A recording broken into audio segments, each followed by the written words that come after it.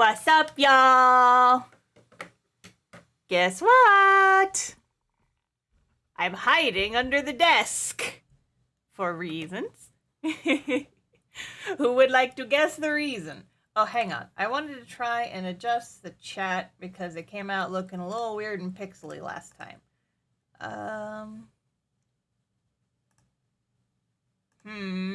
Does anyone want to guess why I am hiding under the desk? It's so awkwardly quiet. I know, he's just shaking. Anyway, I hinted at this last time, but I have completed my project. It's an Ace Attorney stream.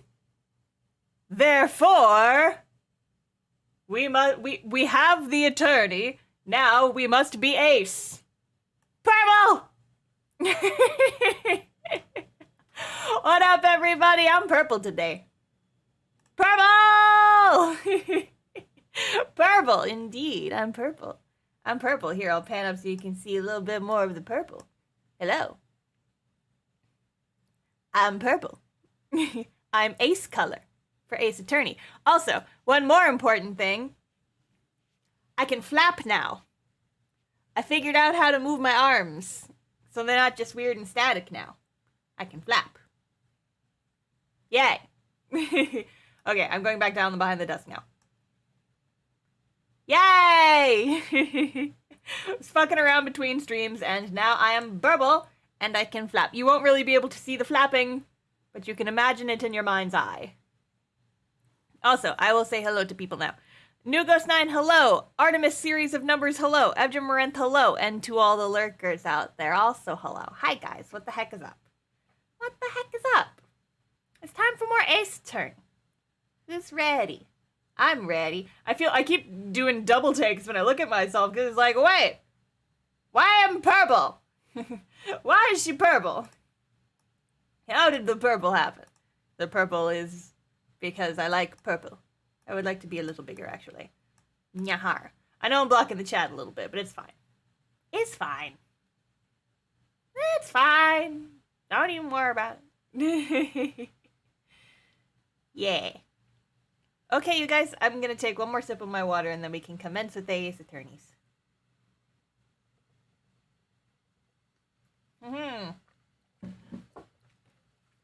Alright, let's heckin' go!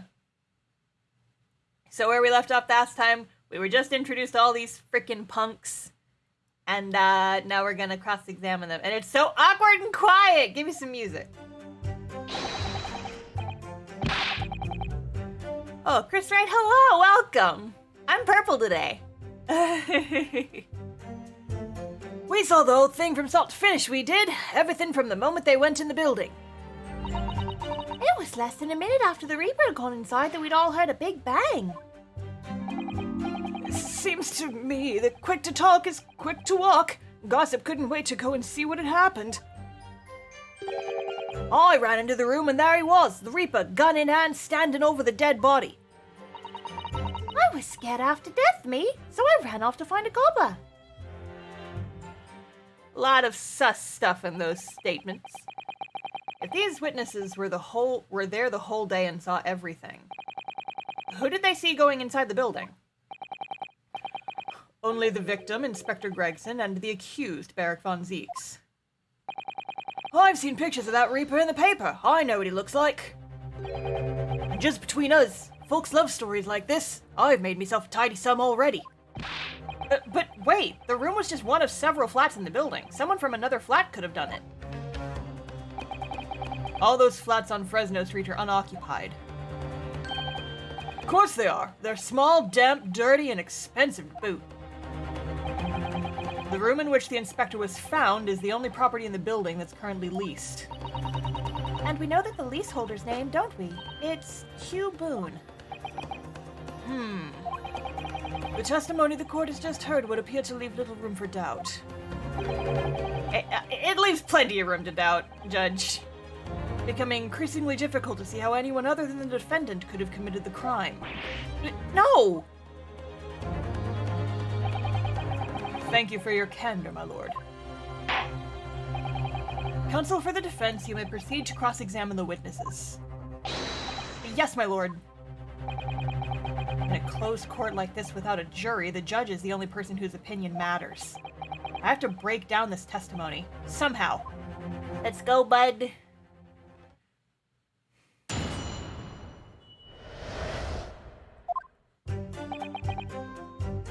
Hold it! When you say they, who do you mean exactly? Inspector Gregson and the defendant, Lord Van Zeeks?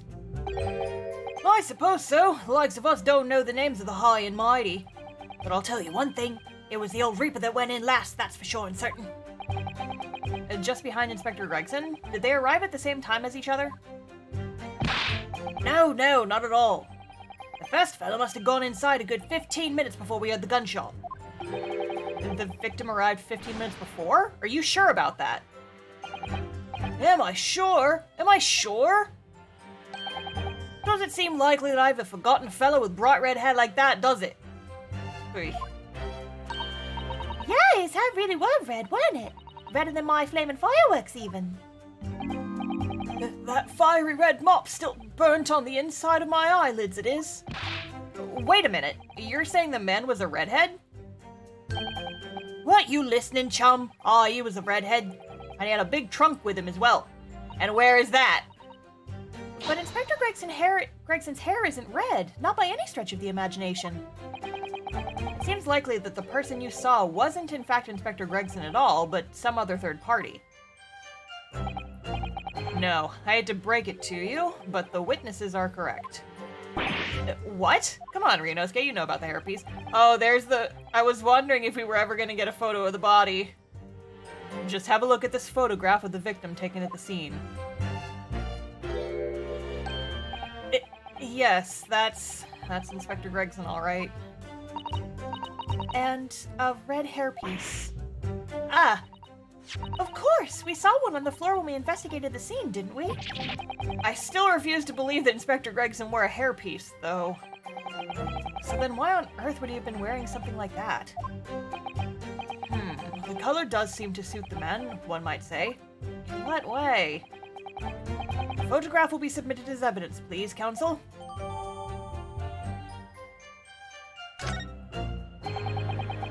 And what became of the trunk that the red-headed victim was supposedly carrying? I got it!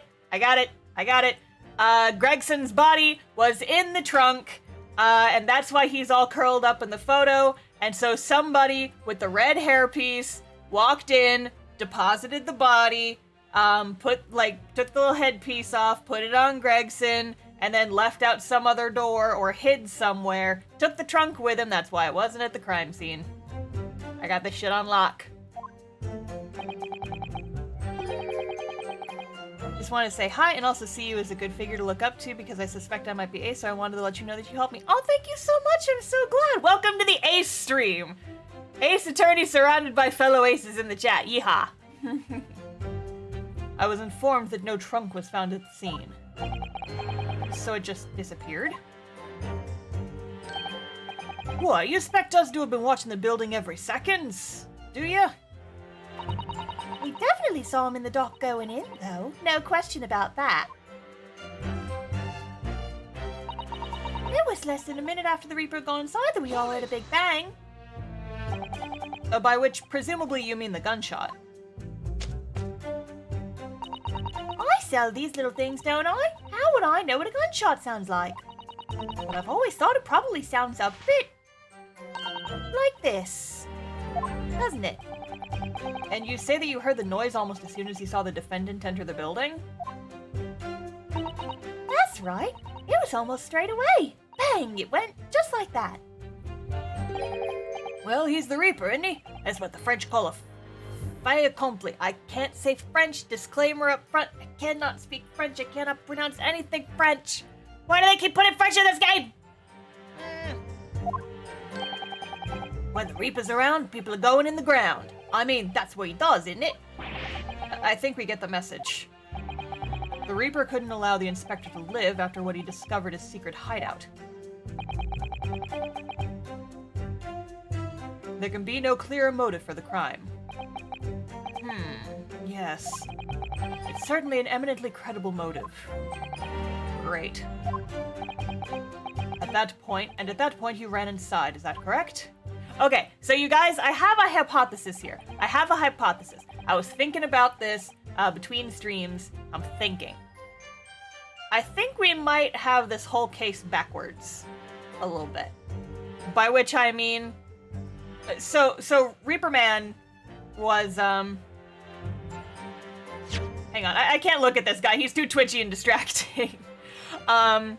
So what I'm thinking is, so we know about the photograph that was in Gregson's office. Then that kind of indirectly proves that Gregson thought a lot of Van Ziek's, was a very good friend of his, even if Van Ziek's kind of denies it, is like, no, he obviously cared about you a lot.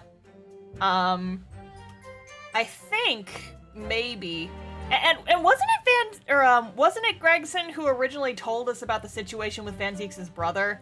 Am I remembering that wrong? Or it was either Gregson or Sholmes who told us that. I can't remember. But I feel like Gregson definitely mentioned it to us at some point, I think? What I'm thinking happened is that whoever is actually behind the Reaper killings is the one who killed Gregson.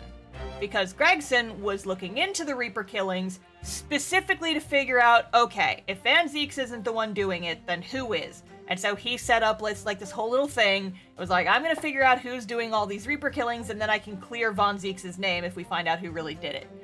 But the actual Reaper, the person who's been doing all the murders, figured out that Gregson was onto him, went in there, killed him, and tried to pin it on Van Ziek's. And now we have this whole situation. That's what I think. That's just a theory. But I feel like it is a theory that is backed up by the evidence, so it is an educated theory. That's what I think. I think that, and of course, Gregson probably didn't tell Van Ziek's about it because he was just, I don't know, stubborn. Big brain. I hope so. I've had several big brain moments through this game so far, so I hope I'm right. I'm definitely right about the fireworks thing being used to, they definitely used fireworks to fake the gunshot. I'm telling you guys right now, I am so convinced I'm right on that. Alright, let's get back into the game. Hold it! So, when Gossip ran to see what had happened, did you go too? Well, me, I'm a bit hampered, see? All the signs are that I can't move much very well. You were way behind, presumably, with that sandwich board around your neck and that big sign in your hand. Oh, what a great burden you bear. Pardon me for asking, Mr. Sandwich, but is it possible you and I have met before? Yes, like a long time ago. I'm not anybody, me. The signs are what make me who I am now. I sign, therefore I am. So, you weren't employed as an omnibus driver just under a year ago, then? I might be mistaken, but I believe his trembling has intensified, Mr. Naruhodo. Yes, I agree. He's clearly been through a lot. Turn down King Henry Street and the Black Widower's Arms is just there. Oh dear, you've made him hide behind a sign. Life is full of surprises. Hold it! So then you were the first person to arrive on the scene, is that right? That I was. Kicked the door open like a professional, I did, and yelled out, "What's going on here?" Lord Van Zieks claims all he heard was a man scream, though. And it was dark inside the room? No, not dark at all. There were candles burning on the wall. Really? And there was a fella collapsed on the floor. Just between us, it's the first thing I noticed when I got inside. Was it?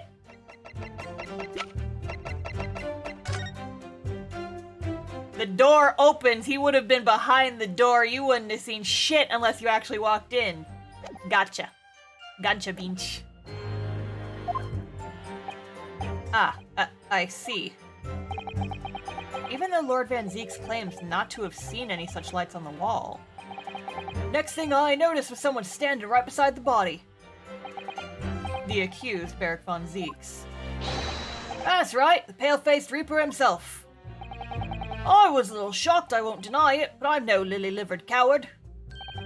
I stood my ground and gave that Reaper a cold hard stare myself. No, you didn't. Do you have something to add, Mr. Sandwich? There's really nothing to me. Empty in the head I am. Just 2 slices with no middle.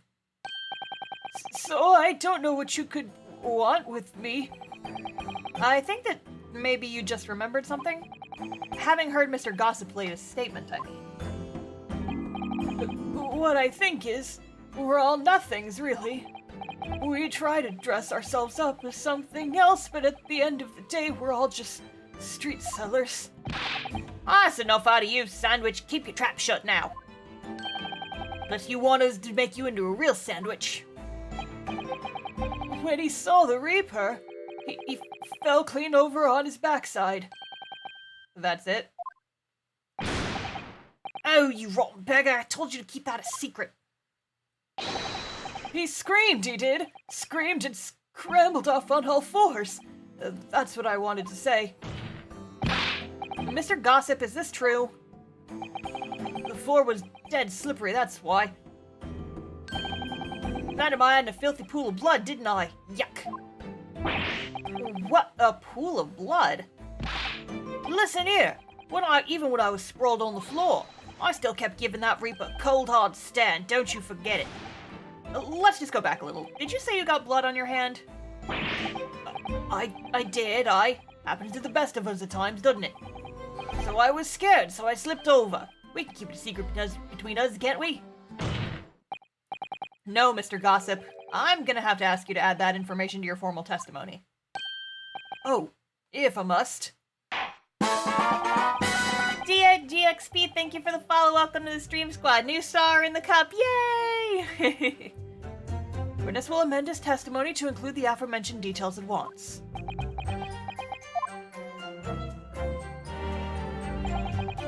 Slipped over and got blood on my hand, so I quickly wiped it off on the floor. Oh, did you? Did you really, and not on the back of this thing? Hang on, I'm gonna save first. I'm pretty sure I'm right, but I'm just gonna go ahead and save just to be overly cautious. Just to be overly cautious.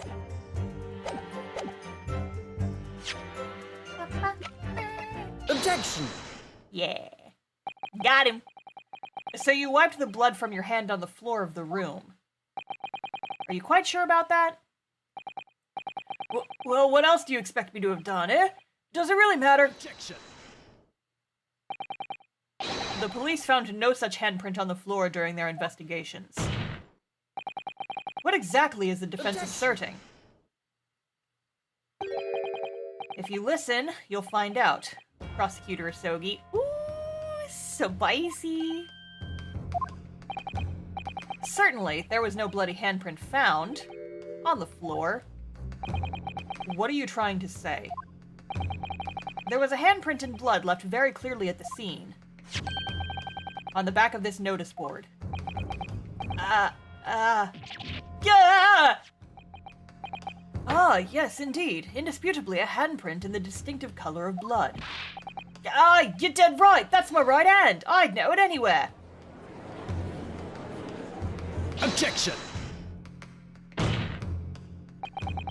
The witness very definitely testified that he wiped his hand on the floor. Any handprints on the back of the board are irrelevant. Objection. Not if the board itself had fallen over onto the floor. In that case, it's quite possible for the witness's handprint to have ended up there. Just look at the floor plan of the room. The notice board was in the opposite corner of the room to the victim and in an upright position. Even if it had somehow been toppled and was lying on the floor at the crime, it would have been a considerable distance from the body. I fell over when I came across the body, so I was basically right next to the corpse, not on the other side of the room. In other words, the defense's assertion is contradictory. Yes, it is. Because the witnesses is giving us garbage! There's a very definite contradiction here, for which there must be a reason. I take it that you formulated a proper hypothesis, Counsel, regarding this apparent discrepancy between the witness's account and the handprint found at the scene. I have, my lord. This discrepancy between the witness's account and the location of the handprint is explained by the board moving. The real contradiction here is the handprint itself, not where it was found. As the court can see, it's upside down. Good gracious, so it is. If the witness had put his hand against the board, the fingers should be pointing upward. What does that tell us? It tells one simple fact. When this handprint was made, the board must have been lying on the floor as I previously suggested, which means that after the incident, it must have been moved. What? Objection! You're claiming that somebody moved the notice board after the shooting? Then tell the court who. Yeah, I don't know that yet, but the point is, when you consider all the testimony we've heard so far, we can now be very clear on one point. And that would be the position of the notice board at the time of the incident, my lord. So, counsel, I must ask you to clarify your assertion for the court. At the time of the incident, where do you maintain the notice board was situated? Well, if he said he came in and saw the body, it was like, if he was close enough to the body that he got blood on him, it must have been over here somewhere. Take that! This is the only possible location. Immediately adjacent to the doorway. If the court would think back to the testimony given by the defendant earlier, he said that when he entered the room, it was dark, and he couldn't see the body. Boy, heck! If the notice board had been here, the body wouldn't have been completely hidden from view. Oh. And the light from the candles would have been blocked, making the room appear darker. Objection! But the accused also claims that the victim's body simply appeared before him. That's true. Or, in his precise words, just as I picked up the firearm to examine it, the door blew open and I heard the man scream. It was only then that the body of the Inspector Gregson appeared before me.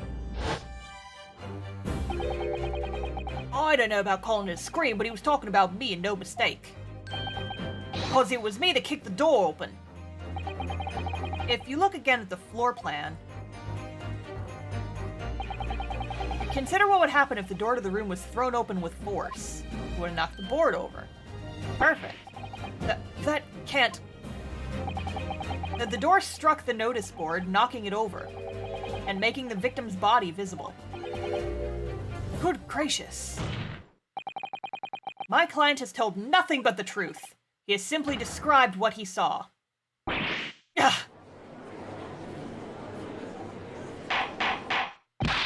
Order! Order! Counsel, how has this not come to light before now? After the incident, somebody must have righted the board and moved it into the position where the police, myself, and my colleagues saw it when investigating.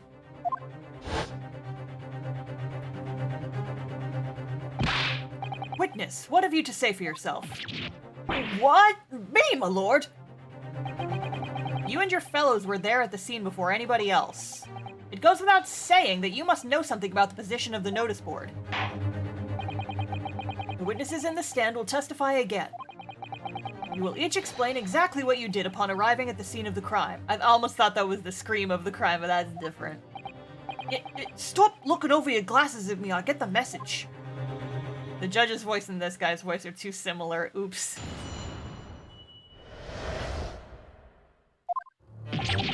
I don't know anything about that notice board. I just wiped my hand on it, that's all. But don't look at me. I haven't got a clue about it. I was just doing business with some second years at the time. I don't know anything about anything. I'm just a bystander, me. Just a sign at the crossroads of life. It was our Reaper, I bet. He's got a face that screams bored. I can't see how this changes anything anyway. The detective still died when we heard the gunshot. Or did he?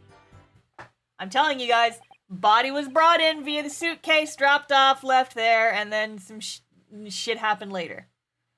So none of you can elaborate further. Shaken by the crime they witnessed, and with only the light of a few candles and an oil lamp by which to see. We can't expect these witnesses to be able to give a more precise account of what happened. That's right, yeah. It don't pay to expect too much. It's man's endless quest for knowledge that's destroying the world.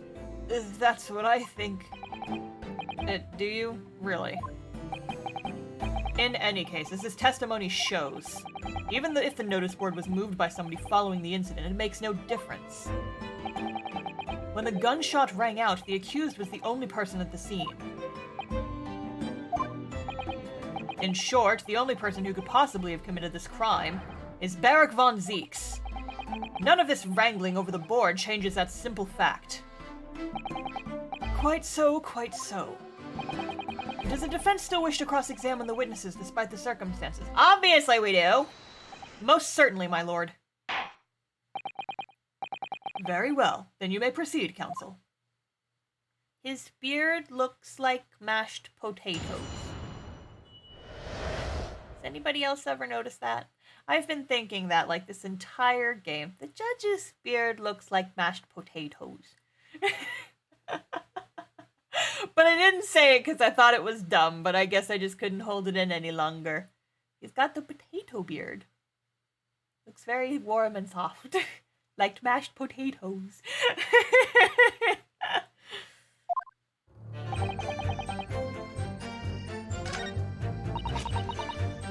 Hold it! So she wasn't even fucking there? But when you say you were doing business with them, you mean you were selling them fireworks? Yeah, what else? There's a priory school just round the corner, see? Those cheeky little so-and-sos have a plan to blow up their school to Kingdom Come. That's terrorism, but okay. So I've been telling on them, letting their teachers know what they're up to. Oh, you have? Yeah, wouldn't want anyone to get ad, so I let the school know the kids are playing with dodgy toys. Then, praise the Lord, the teachers take all the fireworks off them. And then, praise the Lord again, the kids all come back to me to buy more. Everyone's happy, see? What a racket. Of course, and sometimes the teachers give me a little bonus to thank me for letting them know. It's a busy old life selling explosives. See, look! Mashed potatoes! Mashed potato beard! Ah! Venus is a guileful goddess indeed. Well, telling barefaced lies is kind of my thing, really. I'm ever so good at it. And she just lobs explosives. Jeez. Something wrong, Mr. Sandwich? If I said it was, could we just leave it at that? Or would that be the end of it? No. Did Miss Venus's statement just now bring something to mind, perhaps? Philosophical thoughts. Deep philosophical thoughts. Huh? Let's say there was a great liar, and that great liar said, without batting an eye, telling barefaced lies is kind of my thing, I'm ever so good at it. Would those words of hers be a lie too? Or the truth? In which case, she's not a liar. Oh, it's a hellish paradox, that one. Don't you think? I'm not entirely sure, to be honest. But it seems to me you're suggesting Miss Venus has been lying. Are you?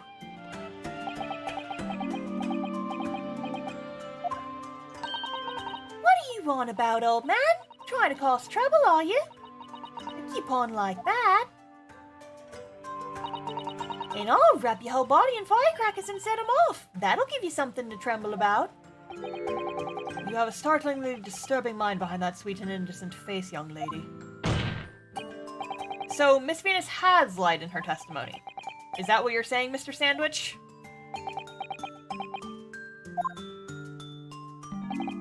Well, if it means I'll be burning in hellfire for the rest of my days, so be it. Yes, that's what I'm saying. Can you elaborate, please, sir? Old Blabbermouth here headed for the room where the gunshot seems to come from. But there was someone else who crept up the stairs behind him, too. But that's right. The rotten liar over there.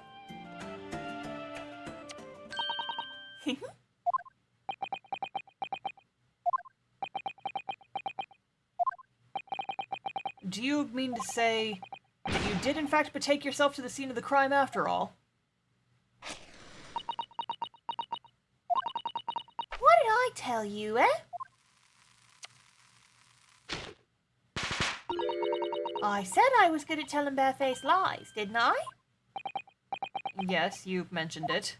On the witness stand, where you will probably be tried for perjury after this. Well, that revelation rocked the whole courtroom, didn't it? Who knew firecrackers packed such a punch? So you did indeed visit the scene of the crime, did you, young lady? Good grief. Well, now you come to mention it, I suppose perhaps I do clearly remember climbing the stairs to the room, yeah. Either you clearly remember it or you don't. Well, I shall consider a fitting punishment for this perjurious act later. For the time being, you will immediately amend your testimony to reflect the truth. Oh, yes, my lord, of course. Everybody in this game of perjury. Maybe I did sneak along behind gossip and have a little peek into the room where it all happened. Hold it! Either you did or you didn't, lady. You make a habit of lying, do you, Miss Venus? Well, I suppose so. I don't really know, to be fair. If you want my advice, though, I'd take everything I say with a big pinch of salt. All right, but did you in fact go in the room where the victim was killed on the day in question? Didn't you? Oh, please, as if I would. I can't think of anything more terrifying. The truth, please. Vera Barra, thank you for the follow. Welcome to the stream squad. Another star in the jar. Well, alright, just a bit then. I mean, a girl my age is curious about stuff, you know? Did you touch anything at the scene? Oh, please, as if I would. I mean, there was a dead body on the floor. The truth, please. Well, alright, just a bit then. I had a look to see if there was anything I could sell. So I digged the place over once over. I did give the place a once over, but it was nothing to write home about. Right. Now, I hesitate to ask, but you didn't move the notice board by any chance, did you? Oh, please, as if I would touch anything like that. Just a few bits of loose change is all I had.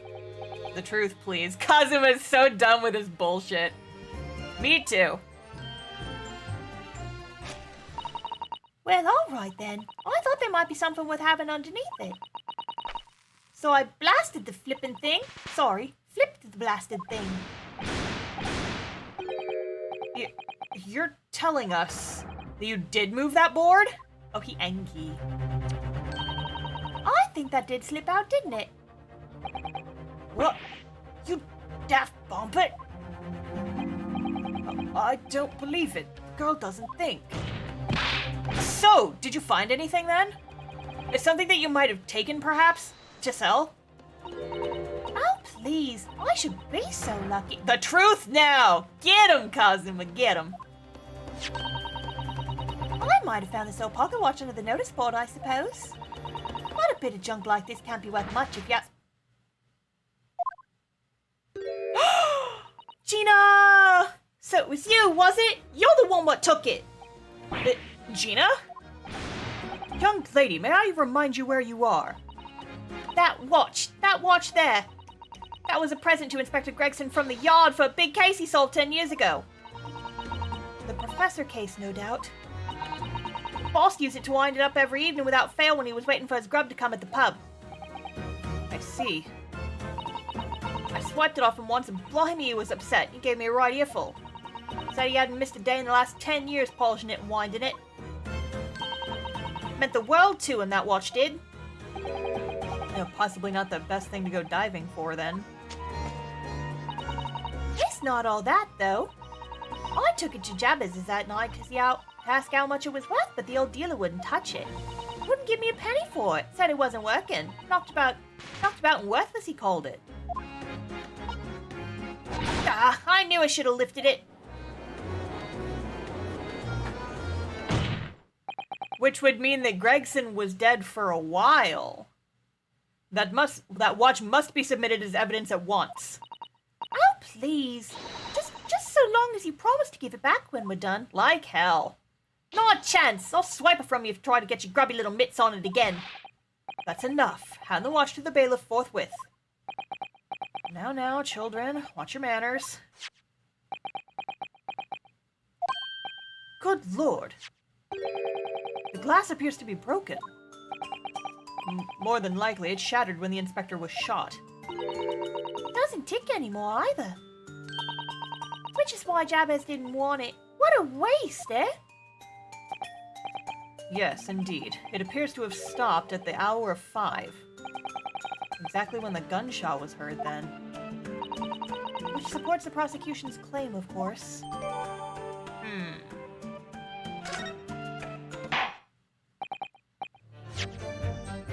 Nope, let me look at it. It's the key to that's what the little key thing did. Ah, there's a tiny little keyhole here. Can you see? Oh, yes. That's probably for the winder to use to wind up the mechanism. It looks a little unusual, don't you think? Yes, you'd need just the right key to wind it, I imagine. Why do I feel as though I've seen something? Something a bit like a key that's about the right size to fit into this hole. The little figurine we have with a key in it. It would be wonderful if we had the key. Let's check carefully over what we've already found. I wish there was a way to, like, combine items in this game like there is in, Zero Escape. The glass over the face is really badly cracked, look. What a shame that when the inspector clearly looked after it so carefully. I imagine Mr. Sholmes could repair it, don't you? Yes, I should think so. He's very adept at things like this. Useful man to have around, in fact. But kindly remember he's a great detective, Mr. Naruhodo, not an odd job man. You both. There's a tiny little stub sticking out from this small hole here, look. I suppose there must have been a little knob or something for setting the time. In that case, seeing as we know the inspector took such good care of this watch, probably broke when the incident occurred, didn't it? Yes, of course. Which could mean that there's a small part of the watch still at the scene, maybe. Okay. Anything else? And no. Okie dokie. It would appear that the mystery of the moving notice board has been solved at least. And as predicted, it had very little bearing on the case. Ugh. Now then, continue with your cross-examination, please, counsel.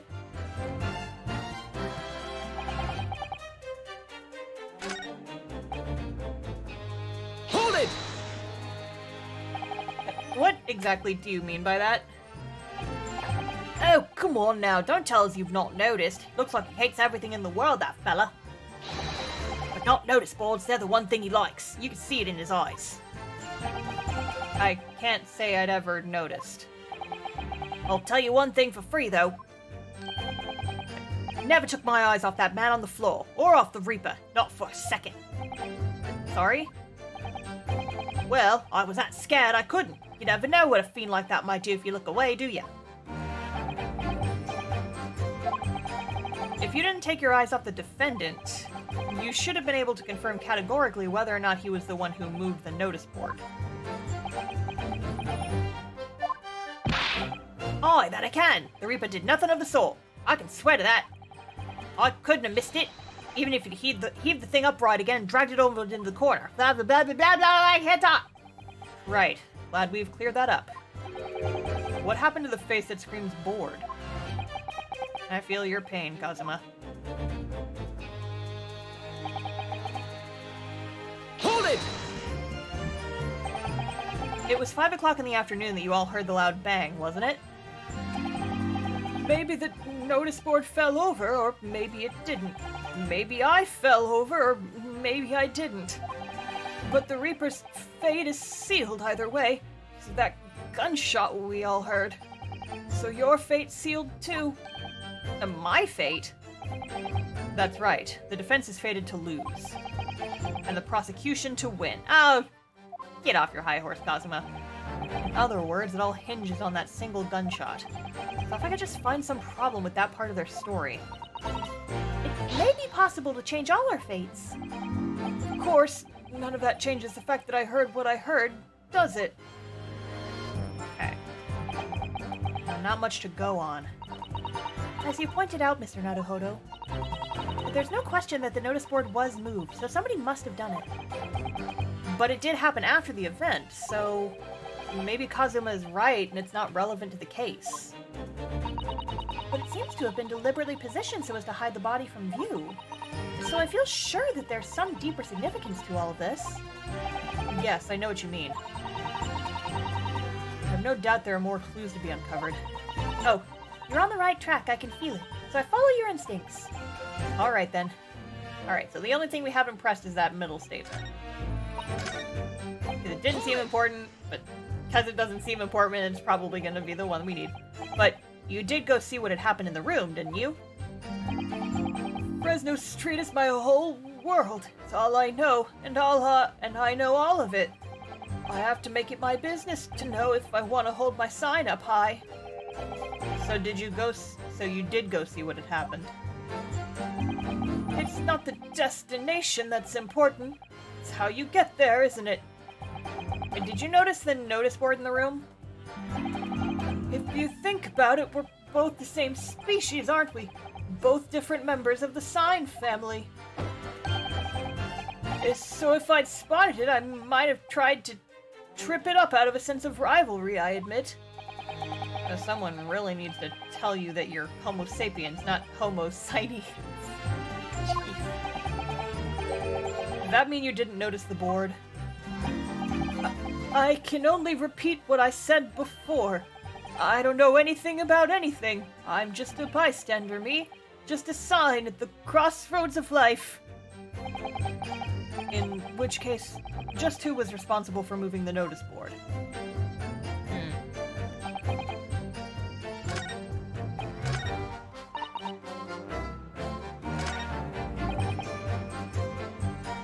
Hold it! Did I already press this one? So you admit that it was the board you wiped your bloody hands on? Admit it? What's to admit? It's as plain as day for all to see. Smashing print of my right hand. Perhaps you wanted to hide that handprint. So you righted the notice board and pushed it into the corner, did you? No. Imagine the weight of that great lump. Do I look like a powerful and well-nurtured man? Well, did you see anybody else moving the board? I got nerves of steel, I can tell you, but even I have my limits. There was a body on the floor in front of me, and the Grim Reaper himself standing over it. And there was precious little light inside either. My bottom lip was all a quiver. In other words, this witness is unable to give definitive testimony on that point. Yes, so it would seem.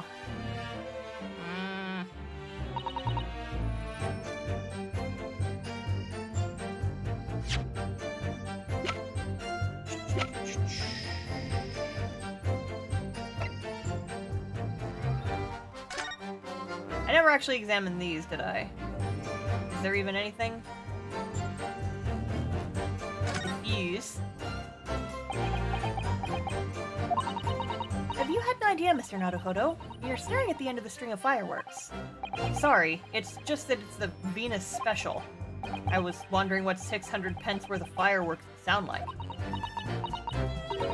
Shall we find out? Oh, what? But she said it could blow up the courtroom.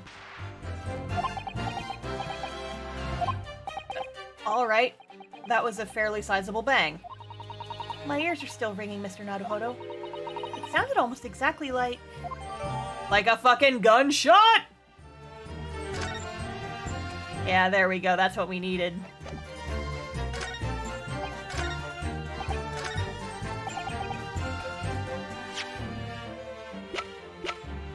Objection! Oh, god damn it. I thought I was onto something there. Shit.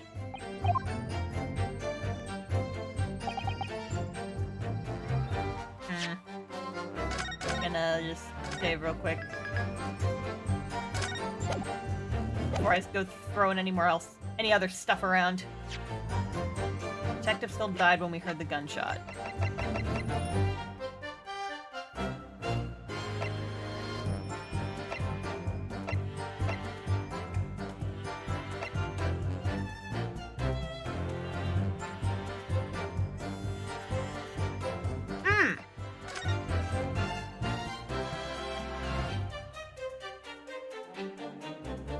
I bet the firework was hidden in the candle. And that's why it exploded like that. So the bullet never hit the candle. Because if Gregson was killed elsewhere, like, we're all just assuming that the gun blew the candle off, but that looks more like a firework explosion if you ask me. That was kind of bothering me for a while. Okay.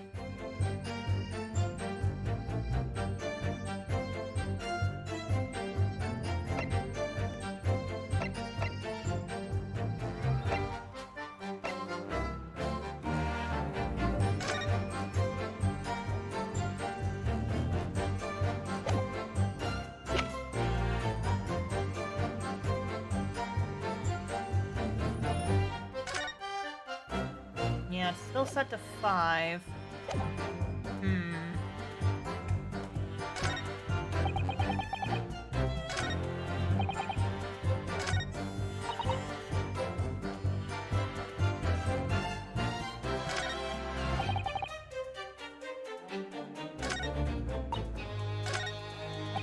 Feel like...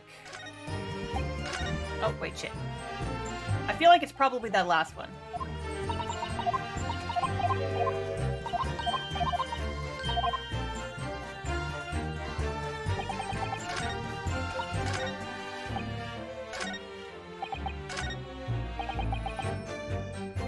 Detective still died when we heard the gunshot.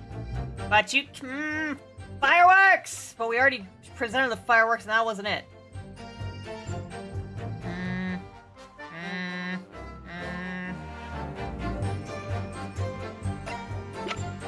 Like, my other thing I'm thinking is he said the gun was cold, but there's nothing on the, unless I can examine it again. So this is the type of revolver that's standard issue for members of the judiciary, then? Yes, and when I asked about whether records are kept about who they're issued to, I was told that for the past 5 years they've been engraved with a unique serial number. Oh, but as far as I can tell, there's nothing like that on this gun. Which tells us that it must have been issued longer ago than that. Okay. Is there any other... Because he said it was cold when he picked it up, so then we can say, oh, what is that? But that probably wouldn't be admissible anyway. I still think this was blown off by fireworks. I'm convinced of it. Someone went over to light the candles, and then it went bang!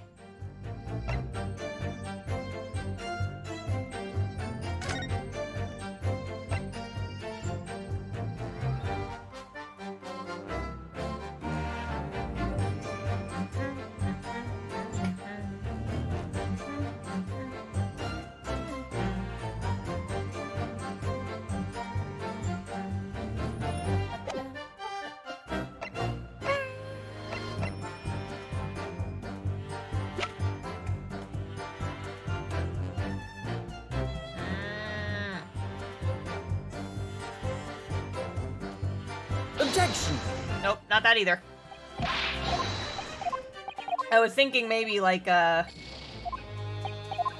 well, the fact that it's not working, if he wound it every night, it still would have been taking... I'd have thought it didn't work out.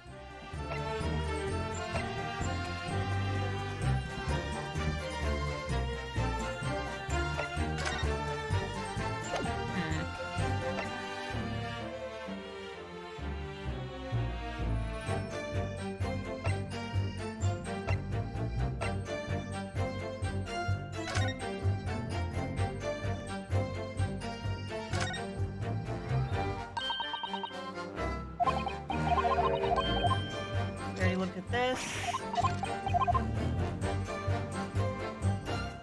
Let me look at the key again and be like, hey, this is Mrs. Otto. Do you think perhaps this key, it could be the key for Inspector Gregson's watch? Oh, yes, it could be. Let's try it at once. Thank you. I was hoping.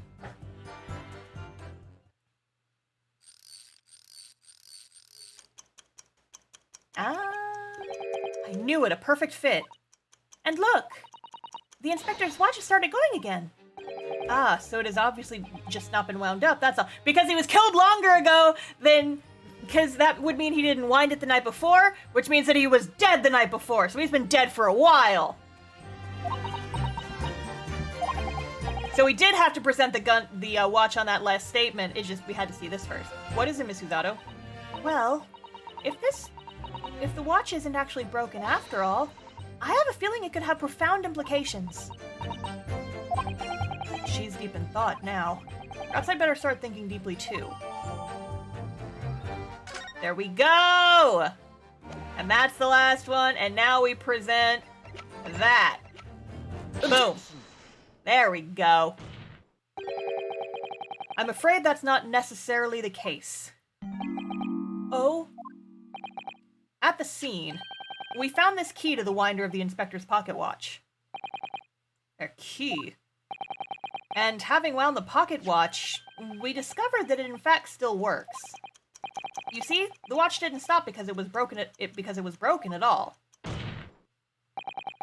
And that fact completely undermines one of the most fundamental premises on which this entire case has been built. What? Kazuma, you're so pretty, but I will destroy you in court, bud. Because I feel like that's what you want me to do anyway. But Counsel, the watch was stopped at almost exactly 5 o'clock. Yeah, which is just when we did the gun shop.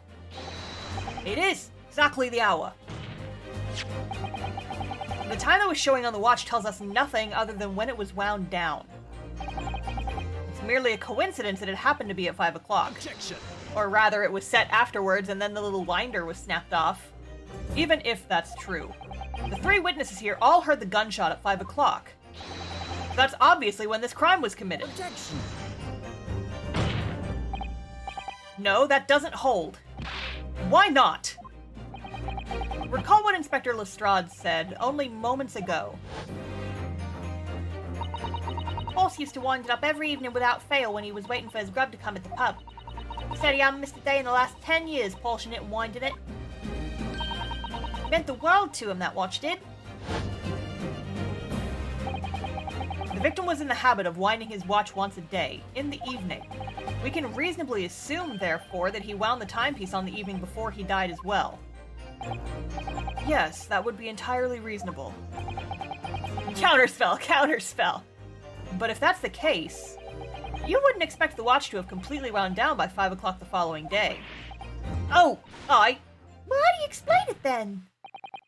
In summary, the evening before the day of the incident, when the gunshot rang out in that room, the inspector was already unable to wind his watch. You can't mean... What would stop a man winding his watch if he's been in the habit of winding it every single evening for 10 years? He was fucking dead! The obvious answer is that he was already dead. That's what I've been saying. Order! Order! Counsel, that is a most extraordinary claim. Objection. Extraordinary isn't the word, it's absurd. You claim he was already dead the night before? Do you really think that Scotland Yard's coroner would have overlooked something like that? Yeah, On that subject, there is something rather surprising. There's actually an omission in the coroner's report. The time of death is not noted. That's right. Wait a minute, you're forgetting that my legs went from under me when I kicked the door in. What do you mean? Like I said, I planted my hand in that dirty great puddle of blood. Yes, so the victim's blood hadn't dried. It was fresh. He catches on fast, doesn't he? Objection. But that blood could be explained in any number of ways. It could have just been put there afterwards. Some fresh blood could have been poured over the... Objection. Does my learned friend think that fresh blood is available on every street corner? Yeah, don't call me that. That's Van Zeeks' thing, and he started calling me by my name anyway. Well, it needn't necessarily have been human blood, of course. We've been told previously that Scotland Yard has no way to identify blood as human. The problem is currently being researched. At present, you are correct. It is beyond our abilities. So then, a chicken's blood could have been used, for example. It's certainly a possibility that it wasn't the inspector's blood at all. Objection! But the gunshot was heard at 5 o'clock that afternoon. That's beyond question. Is it, though? Is it? What? Given that the time of death of the victim has already been called into question, it isn't beyond the realm of possibility that these witnesses heard wasn't a gunshot at all. That's what I've been saying this whole time! Oh, please, what are you trying to say? Us know what we heard, and it was a loud bang that came from that there room. No, you've listened to me. Street sellers ears are his livelihood. I don't doubt your ears, sir, but you can all you can state with certainty is that you heard a noise. Eh? Explain yourself then, counsel. A noise that sounds like a gunshot could have been made with the fucking fireworks! I called it! I've called it! Something like this. The culprit could have set off one of these to fake a gunshot. Good gracious, the very fireworks that are sold by the witness. Now hold on a minute, are you saying I did it? My pretty little firecrackers only make a little pop anyway, see? Not 100 of them together. The Venus Special that you sell for 600 pennies sounds like this. As the court can now attest, it sounds very much like a gunshot, in fact. You're trying to suggest that somebody set off one of those fireworks off at the scene? I'm suggesting that somebody knew the defendant was in the room at 5 that day, and sought to implicate him by creating sound like a gunshot for these peddlers on Fresno Street to hear. Objection! I love his objection. It's very articulate, and it sounds like him, you know? But even the accused himself has testified that he saw no one else in the room at the time. Whether it was a gun or a firecracker, the only person present to cause that bang was Barrick von Zeeks. One whiff of a match and my firecrackers go pop. See? It's why people like them. I fear for your fingers, young lady. Objection! Recently, during my time here in Britain, I've learned of a very useful invention indeed. Something called a time bomb. Good heavens, a bomb? Yes, a device that allows you to blow up whatever you like, whenever you like. Mr. Naruhodo, I worry that your unfortunate phrasing there may lead to yet another international incident. Uh-oh. No, wait, it's the whenever you like part that's important. A timed device. Yes, exactly. A timed device. Something of that nature could have been planted at the scene. A device that was able to produce the sound of a gunshot long after the culprit had left. Your extravagant claim will have to be substantiated with evidence, counsel. What proof do you have to suggest in any way that a timed device was employed to create the gunshot sound? The watch, maybe? Gonna just fucking save real quick. Just gonna fucking save real quick.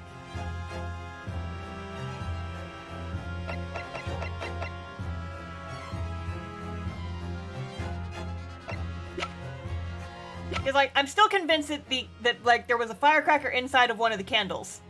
But I'm not sure if that's the answer to this specific question.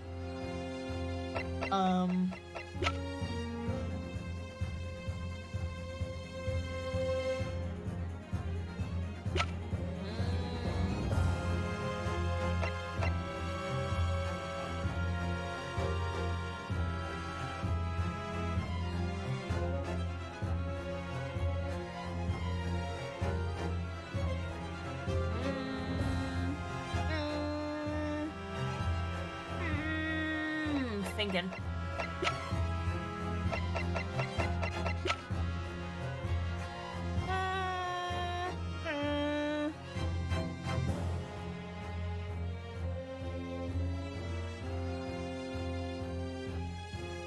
It's either the stopwatch or the candles, I think.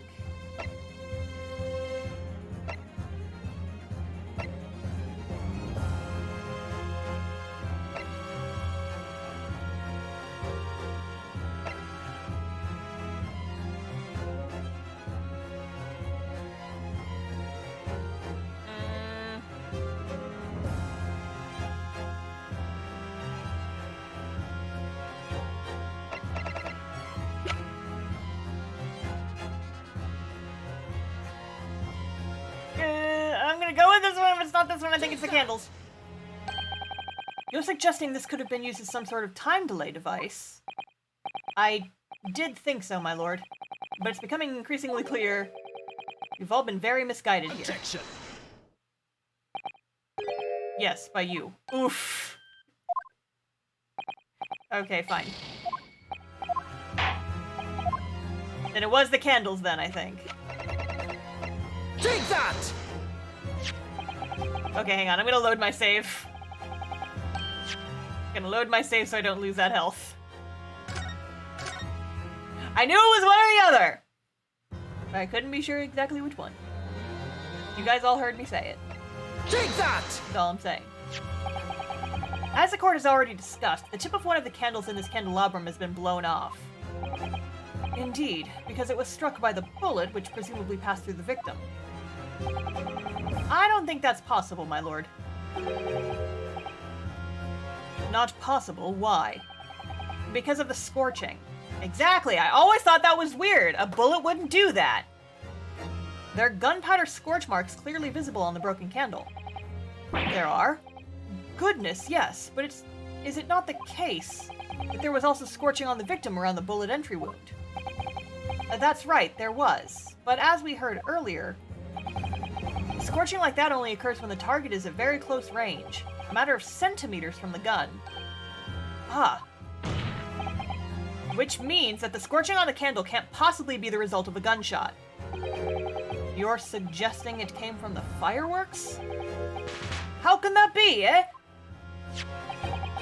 The fact that there's such a visible scorching on the candle suggests that the fireworks must have been right next to it when they exploded. Or, to put it another way, the candle and firecrackers were joined together. There we go. The culprit somehow attached the firecrackers at a point partway down the candle. After the killer had left the scene, the candle slowly burnt down along with the other two, until eventually it ignited the fuse of the firecrackers, generating a loud bang. That's what I was saying from the like I said that last time so long ago. And that is how these three witnesses came to believe they'd heard a gunshot at 5 o'clock. Well, what a plot. That thickens, just like the gravy in my mashed potato beard. And this implies that the victim could have died earlier than we've been led to believe. The previous day, even. Now, hold your horses. All us here saw the victim going into the building, remember? I couldn't forget that flame-colored hair even if I wanted to. The person you saw entering the building wasn't the victim at all. Consider this. Obviously, anybody can wear a wig. So the person that these witnesses saw entering the building 15 minutes before the incident occurred could easily have been someone else entirely wearing the red hairpiece. Someone else? Do you mean to say it was the same person who contrived the firecracker trick? In other words, Inspector Gregson's real killer. I didn't say real, but I...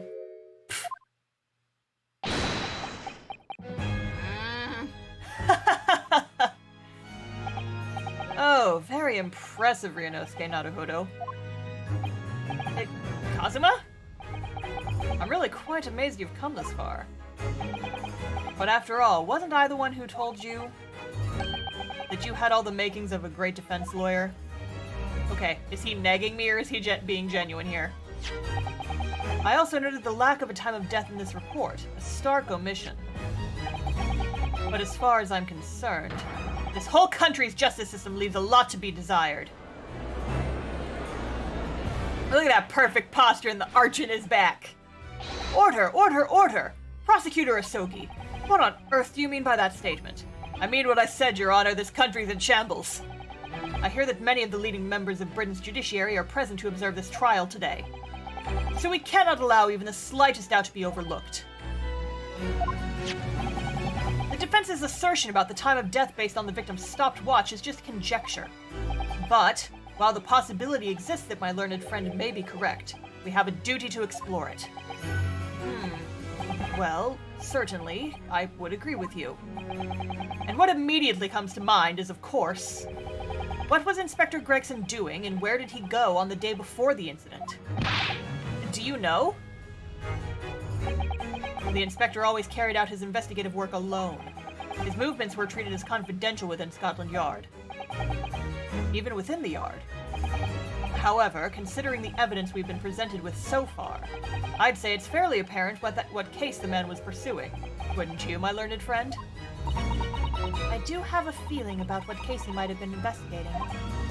Yes, I agree. Surely. My lord, the defense believes it can explain to the court the case that was being investigated by Inspector Gregson at the time of his death. Very well, counsel. Present your argument to the court. What evidence is suggestive of the case being investigated by the inspector on the day prior to the incident? I mean, the whole fucking board that we have. With all kinds of shit. Take that! I can't say that I find your answer suggestive of... What? What? Come on! Congratulations, Rinosuke Naruto. That expert is like, oh, what? That was Tom! What are you talking about? Did you just drop Kotomi on me, my friend? I think, Mr. Naruhodo, that there's one particular piece of evidence that really does stand out in showing what case Inspector Gregson was investigating. Yeah! The freaking board with all the cases on it! Are we ignoring that?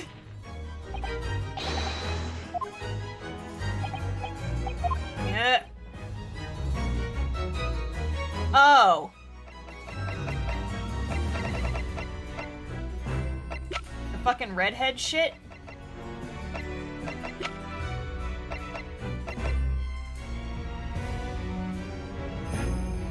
Ah. Take that! I believe this red hairpiece points to the answer. We might assume it was part of a disguise used to carry out an undercover investigation. Surely not. Such a brightly colored hairpiece would serve to make the inspector more noticeable. Yes, that's quite true. It would definitely have made him stand out in a crowd. Except that is, in a crowd of gentlemen from the Red-Headed League. The Red-Headed League? So, you've already worked it out. What on earth is all this about? Is there such an extraordinary league of gentlemen?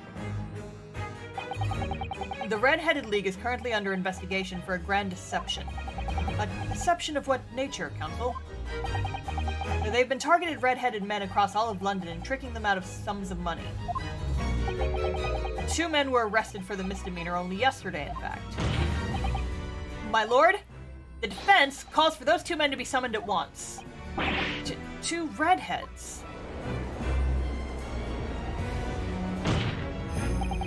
Inspector Gregson clearly infiltrated the Red-Headed League using this hairpiece. So it's very likely that he had direct contact with these criminals. It's quite possible that such contact led to more serious events. I concur that we cannot in good conscience leave this new avenue unexplored. Well done, Mr. Naruhodo. Well, it's another possible line of inquiry for us at least. Prosecution will make immediate arrangements for the charged men to appear. Bring these 2 Red-Headed League conspirators before me, Prosecutor Asogi. At once, my lord. Very good. We will have a 30-minute recess. Court is adjourned.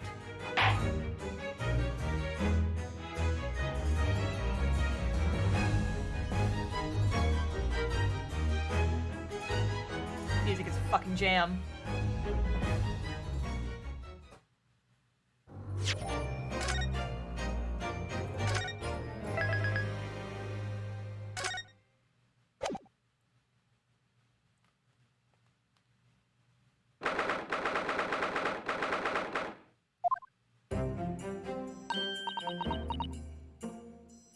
Oh, there you are, Otto.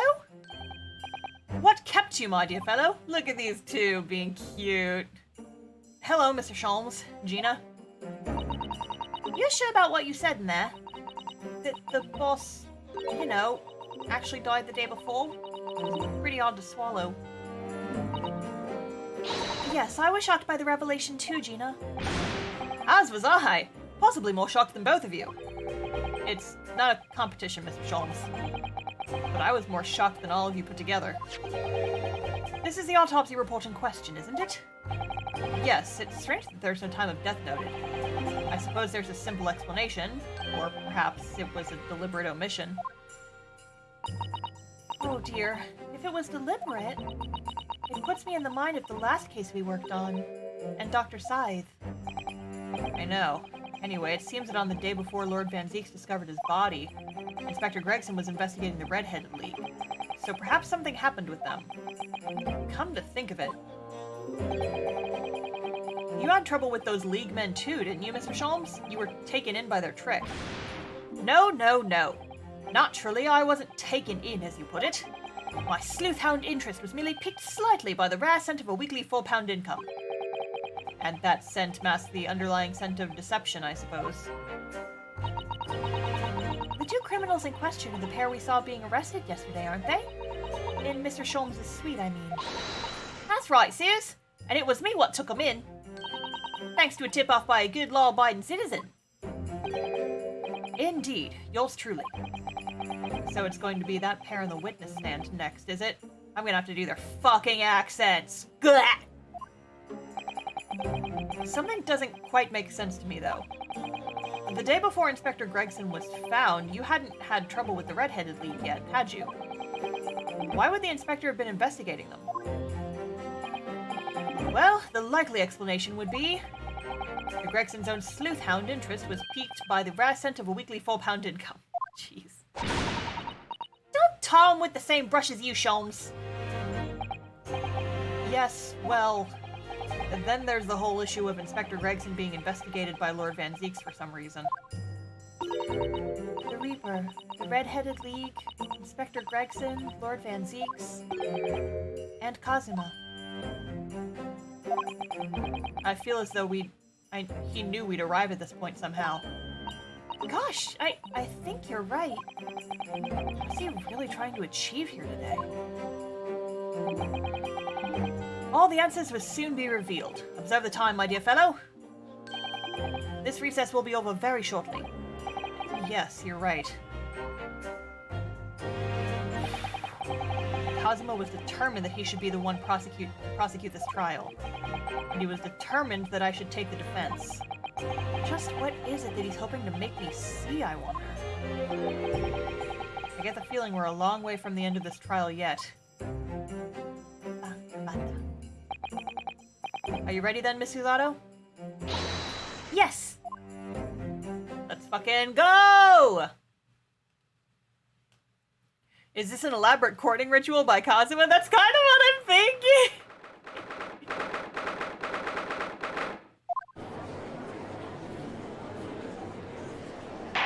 Look at him standing at repose. So suave. Nice ass, Reaper. In the name of Her Majesty the Queen, I hereby declare this court to be in session again. We resume the closed court hearing of Barak von Zeeks, here present, who stands accused of murder. Looking hot as hell, like always. Goddamn, sir. Now then, Prosecutor Asogi. My lord. Have you summoned the new witnesses as requested? Yes, the two members of the Red-Headed League who had planned and carried out the deception. They arrived not long ago from the local prison by police carriage. Very good. Bailiff, usher the two men into the courtroom. These fucking weirdos. We have to do both of their fucking accents.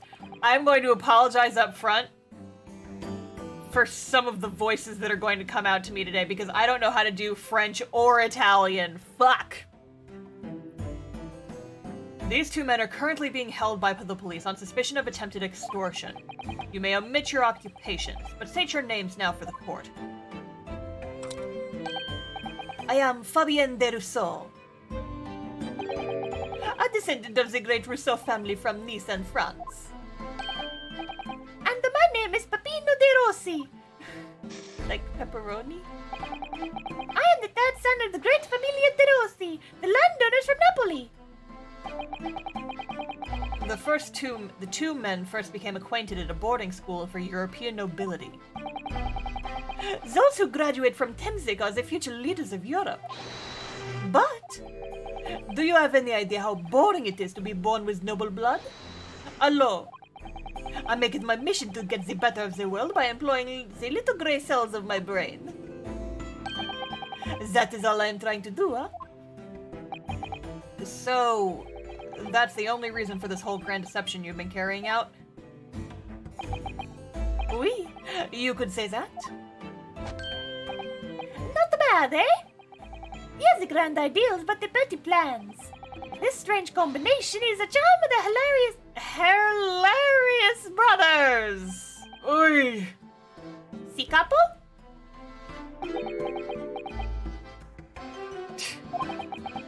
Listen to me, Peppino. Yeah, God! Having to switch back and forth between their voices will kill me. Listen to me, Peppino. I have two things to say to you. Eh? Che? Are you about to tell me of one of your grandi antidotes? Evviva! Firstly, I want you to stop calling me this couple. And secondly, we are not the hilarious brothers.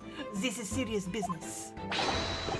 Gebello, there it is! The couple's trump card! The furrowed brow! It is deep, capo? The furrow and the meaning of your words. The court has been led to believe that under the banner of the Red-Headed League, you have conspired to swindle money from unsuspecting members of the public. Is this true? Oui, c'est ça.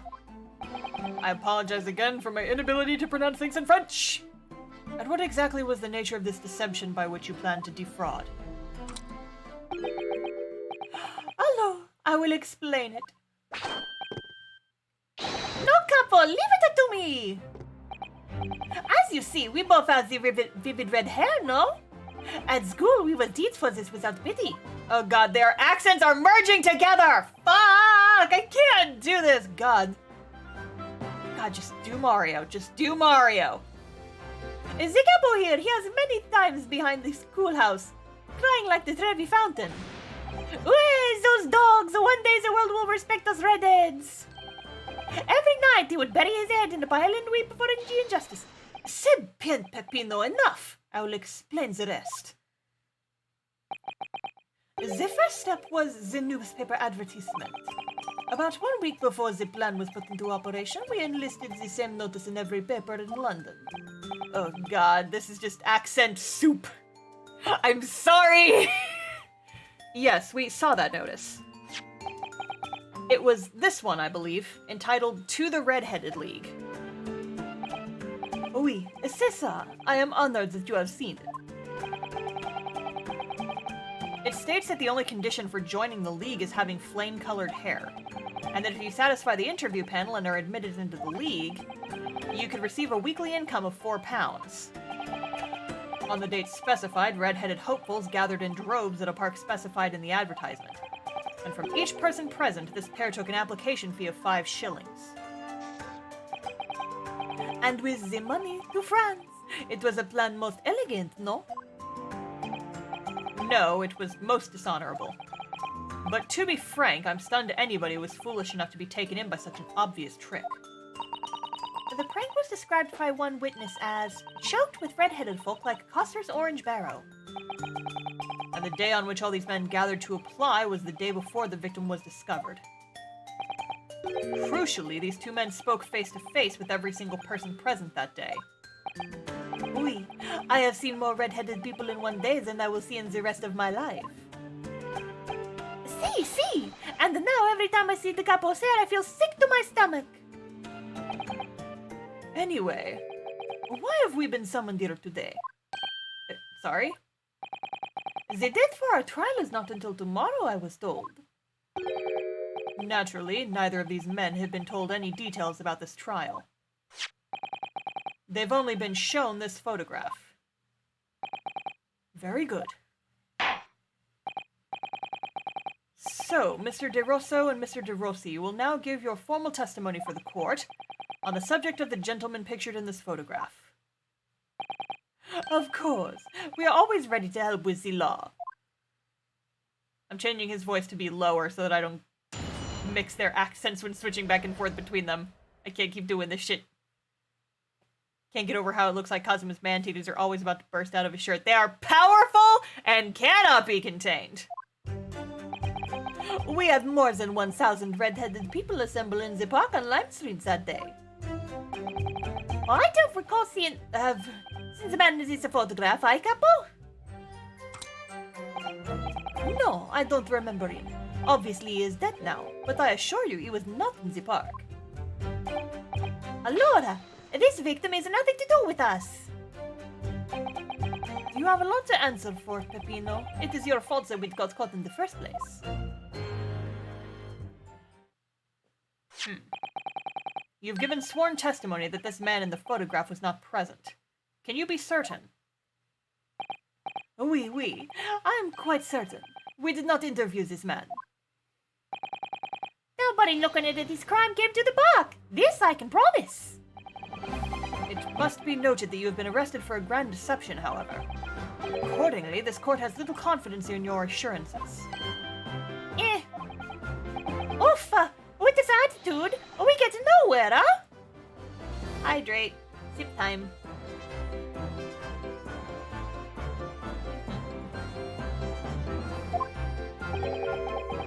Is Aurelia skulking now? This confidential document was obtained directly from Scotland Yard. It records an entry from the inspector's private diary dated the day before the incident. It reads, Lime Street Red-Headed League Undercover. Ah, I have the answer. Maybe there was another similar event in the park on the day in question, eh? That is ridiculous. There's no question that Inspector Gregson was investigating the Red-Headed League, which means it's quite possible that that's when he was killed. Very well. The defense may proceed with the cross-examination now. Yes, my lord. Let's go. Get over here, you fucking gingers.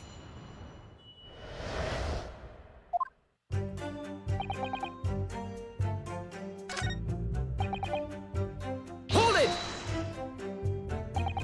He doesn't look at all familiar? No, I don't think so. And this is a way guy. He was trying to trick us. I do not like people who are trying to trick the other people. So you don't like yourself much? Says the con artist. If between them they are interviewed 1,000 people with red hair, it would be unreasonable to expect them to remember every face. No, signore. I may be small, but my memory is very large. I never forget a thing. In my opinion, I do not think this man was in the park. But he's not going to give the court a definite, it seems. Capo? You didn't see a man like this, huh?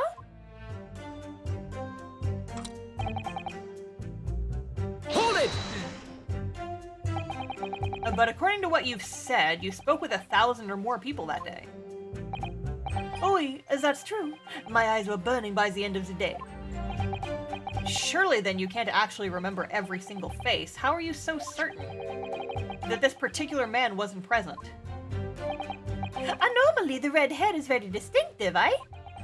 But not when you have 1,000 redheads crowding around. Then it is just an eyesore. But if there was some other information you could give us, then maybe we could recall. That is not the line, Peppino. Remember, we do not remember him. We are sure that fact, huh? If there were a man with a red hairpiece but his mustache did not match the color, Then I would not think I could have forgotten him. Kazuma said these two had only been shown that photograph and they'd seen nothing else at all. But what if I fed them just one other detail about the victim? For example... His fish and chips. I can certainly appreciate that just knowing the man had red hair wouldn't help you remember in this situation. But what if I told you that the man was always munching on a packet of fish and chips? Do you remember a man who was eating incessantly? And not really. I was looking only at the heads of the applicants. I wouldn't have noticed the fish and chips any more than the caviar and smoked salmon. Or the spaghetti! I love the spaghetti! Really? I had no idea. Tell them again what you said before, Peppino. Si, capo, si! I say it again and again!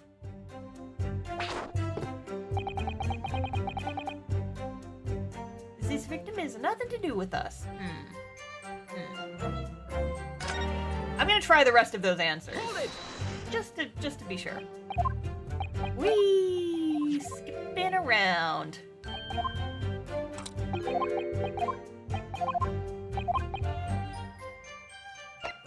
Let's try name. Because if they were like taking applications, I can certainly appreciate that just knowing the man had red hair wouldn't help you remember in this situation.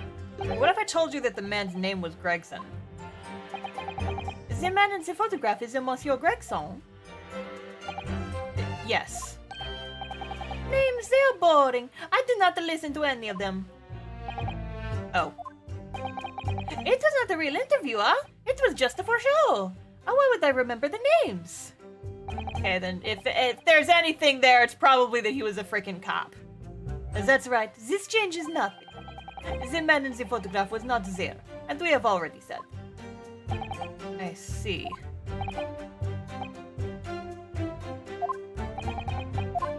Alright, then let's try reminding them that he was a fucking cop, maybe. And if there's nothing else, then we'll move on. I just want to be sure.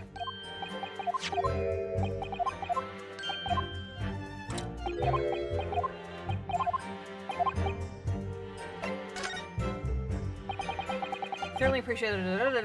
But what if I told you that the man in the red hair piece was actually a detective? Is the man in the photograph a detective? Yes.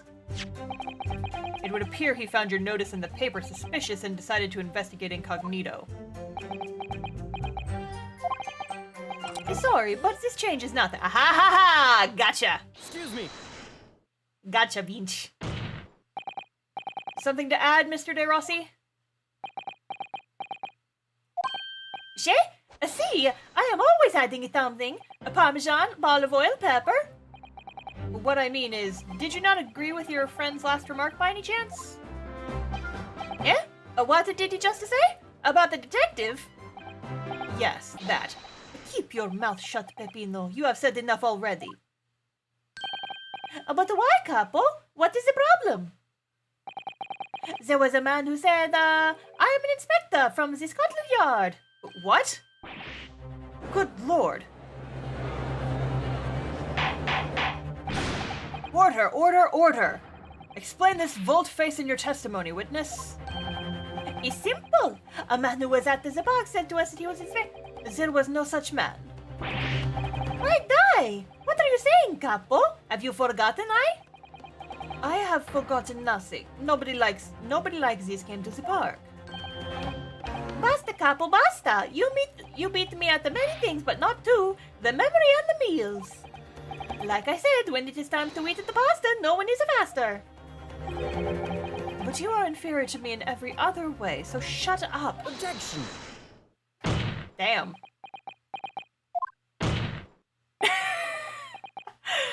Boys, please, don't abuse the desks. Yeah. Dropped hard. The damage is done.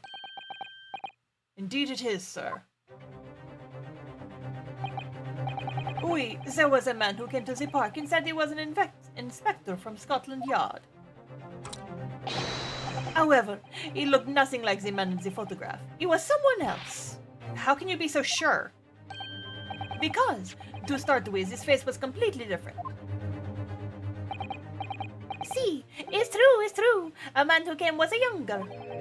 His face was a clean shaven, his eyes were sadder, Like the guy in the photograph! his chin was thinner. No resemblance whatsoever, then. Anyway, I was not going to be fooled. I took the obvious precaution and said to him, "If you are really a detective, show us the proof." See, the capo here, he doesn't take no nonsense, eh? But he was well prepared. Said he had identification. Identification? You mean official police inspector's identification? That is most unconvincing. Sorry, my lord? Counsel, no incognito inspector would offer his identification for inspection. It's quite out of the question. Definitely. Why would he expose his true identity? Clearly, the papers were fake. Certo, capo, you are a genius. As we say in Italia, it takes a thief to recognize another, eh? Here, give me 1 second. I think my dog needs water. Hang on, give me 2 seconds. 2 seconds. I'll be right back. Thirsty? Are you thirsty, baby? Oh, no.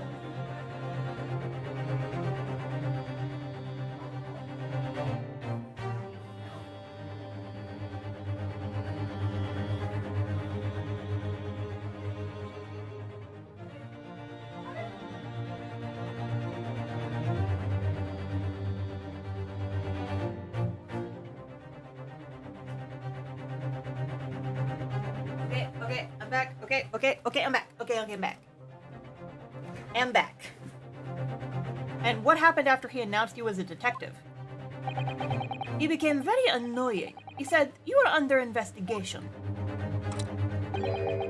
So I took his papers from him and chased him out of the park. It was fantastico! And look, here is the identification. So you stole it from the man? He had it coming. He made us very scared. But he was not who he said he was. Indeed, the person described does not appear to have behaved as a true inspector would. However, I believe it would be prudent for these identification papers to be entered into evidence. But I like them. Okay. Let's look at it. I wish to see it.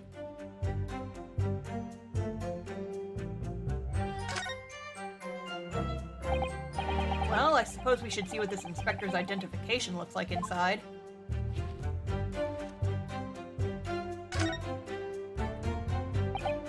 Yes, it definitely looks fake, doesn't it?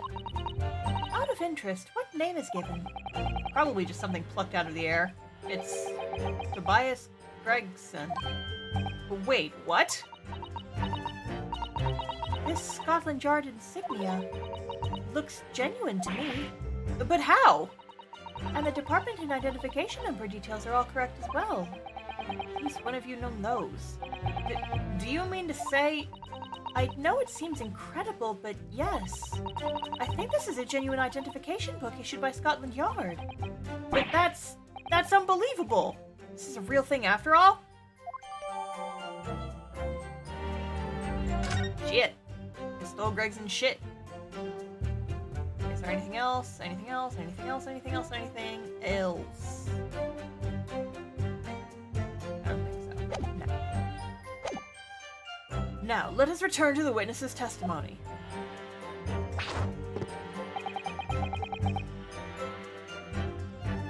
This has nothing to do with you? Yeah, I do. Objection. I wonder if I could ask you to examine this identification book very closely. Miss Lestrade? Why Miss Lestrade? What is your intention here, counsel? Is this really a fake, or is it genuine? That's the question. Which we can't answer ourselves. Objection. Don't be ridiculous. No Scotland Yard detective would allow his or her identification to be stolen. That is the boss's! No question about it! Can't be. As I suspected. The undercover detective who attended the Red-Headed League's enrollment on the day in question was the real Inspector Gregson, carrying out an incognito investigation. Is that the law? Eat it. Order! But if the boss had his identification stolen, he would have reported it straight away. I mean, he was always on me about it. If you lose something, report it at once, he'd say. Could it be, then, that the inspector was physically unable to report it? Physically, what are you saying? Because he was dead already? Unable to... You're not suggesting... Yes, it's quite possible that he was killed before he had the chance to report his identification stolen. No!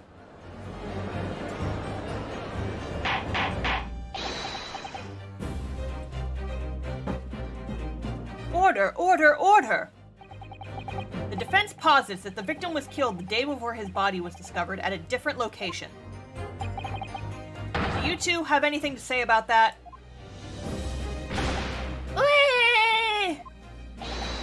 I know nothing. I know nothing. Pull yourself together, Peppino. God, I keep switching their accents! Mon Dieu, you can behave a little more like a masters and criminals than that, no? And now I wish I had to return to Italia. Stop crying, Peppino, please. Otherwise, I... Stop your whining and start talking. Well, I believe the court will need to hear your story in considerably... I know nothing! I done nothing! Jeez, Luis. But you will tell everything, or face the worst possible outcome. Ugh. You will dry your eyes and testify again. About these identification papers and the precise circumstances under which you came by them. Crying out loud. Yeesh.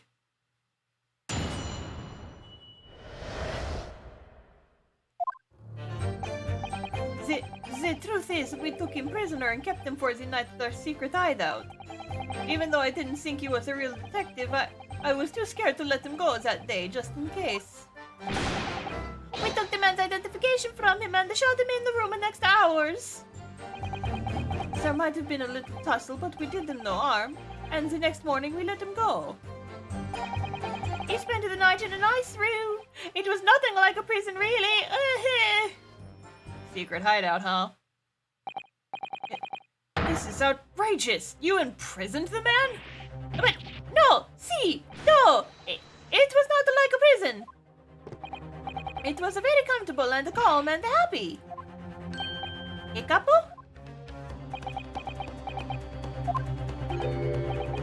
It was never part of my plan, I swear it!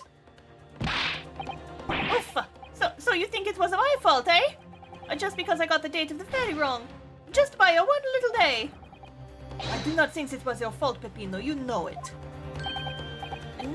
No. Por favore, capo, it is not fair. We shall have plenty of time for squabbling back at the prison, gentlemen. Ugh, I don't believe this. How could he have been the real detective? Counsel for the defense, proceed with the cross-examination. So on the day before the incident, Gregson spent the night confined in this pair's hideout. Interesting. I love the little Kazuma portrait. He looks so mad. He's a spicy boy. Hold it! Do you realize what you're saying? You have to believe me. I never intended for that to happen. And I'm sure the detective did not intend it either. Do you think? But there was nothing else I could do. See, nothing else. This was the first time for the capo. He was at the end of his wits. I have told you before, Peppino, that is not the way to describe a criminal mastermind. What about this hideout of yours? An old empty house behind the park on Lime Street. We rented the place for 2 days. It was inspired idea by the capo here. An impulsive idea, I would say. No, not impulsive. Inspired, eh, Capo? What am I supposed to say to that, Peppino? And it was in the house described that you can find Inspector Gregson, was it? Yeah, oui. But you have to remember, I was under the impression that he was a pretender, not the real inspector. And that doesn't quite add up, though. If you didn't think the man was a real inspector, there would have been no reason to take him prisoner, would there? No, you are right, but we couldn't be completely certain. Hold it! Too scared? Why? Because why had he come to the park? We didn't know.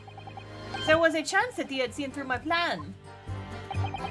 And if that was the case, he would go straight to the police station to blow the whistle on us. Even though he was just feigning to be an inspector, he was up to no good, huh? Without a doubt. I think that most people would agree that it's you two who are up to no good. Well, see, you may be right. Eh, Capo? The point is, we were not able to escape from England immediately. That is why we had no choice but to take the man prisoner. What I don't understand is why the inspector felt the need to show you his identification in the first place. See, I ask myself the same question. We were writing down the names and addresses of all the people who took 5 shillings from that day. I have forgotten what name he said, but the address startled me. See, address Scotland Yard Homicide Division, he said. What? You probably didn't like your face, Peppino.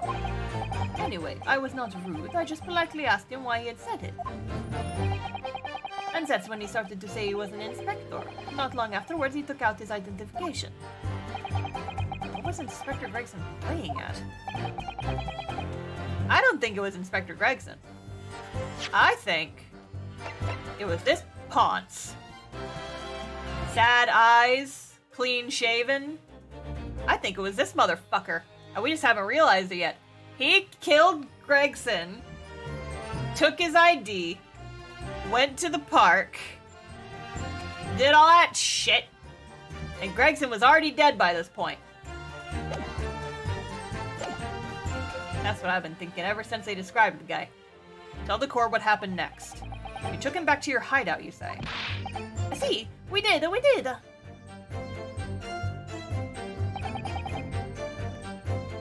it! That being this identification book here, correct? See, that is the one. What made you believe that it was a forgery? I never seen a real one, of course. But it was so suspicious, this man.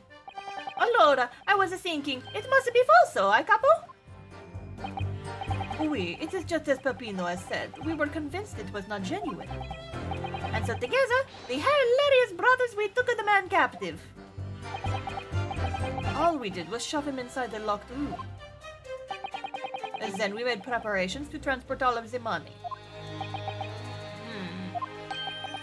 In for a penny, in for a pound. Hold it! What did you mean by a little tussle exactly? Oh, it was nothing, just a minor incident. The falso inspector, he was a real light piece of the work, eh, Capo? What happened? Oof, it was a disaster. We gave him a nice room, and what does he do? In the middle of the night, he tries to escape through the ventilator. Can you blame him? We chased him, yes, sir, and we caught him again. Can you blame us? Wait, you didn't shoot the man in your haste, did you? So, who do you think we are? Of course not. I simply got hold of him again and took him back to the room. Whoa. Excuse me. Mr. De Rossi, is something wrong? I? Me? Something Mr. De Rosso said seemed to make you, well, it seemed to make you act even more strangely than usual. What was all that about? trouble. At times like that, you don't want to have the capo after you, believe me. And I speak from personal experience. Personal experience? That is enough, Peppino. There is no need to say more. The truth is, the night before we put the red-headed league plan into action, I was scared. It was not fair to the capo, but I tried to run away. It's a shame you didn't manage it. But the capo here, he came after me just like at the turbine, huh? And he dragged me back to the house, kicking and screaming. I still have the bruises to prove it. I capo? Bruises, you say? I saw that freaking mark on the underside of his neck. Fat lip guy from earlier had those same bruises and they were pointed out earlier. Ah, you wanna see, huh? You wanna see my fantastical bruises? That's enough now, Peppino. No one wants to look at any part of you. What to do, huh? I show you or I don't. I show you or I don't. You do, now. Allora, if everybody wants to see, then I do it. Ecco, see? It's still very visible, eh? That red ring around your neck? You got that when you were dragged back to the house? See, the capo, sometimes he is very rough. I said that's enough. Peppino's neck is nothing to do with what we are talking about here. You have my word. Yes.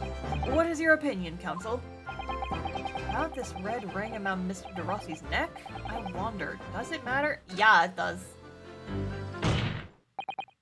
Mr. De Rossi, I'm going to have to ask you to amend your testimony with details about that mark on your neck.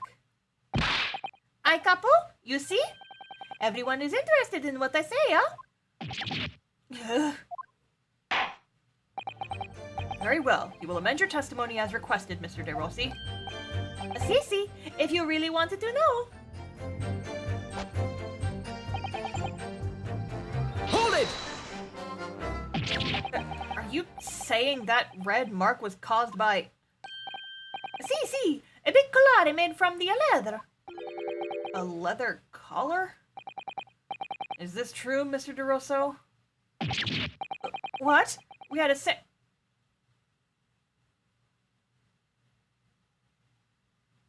Uh-huh. We had a Saint Bernard at home when I was younger. It is a souvenir from that time with a very strong chain. A strong chain? And you put that around your friend's neck? I'm sorry. I was so angry that he was leaving alone.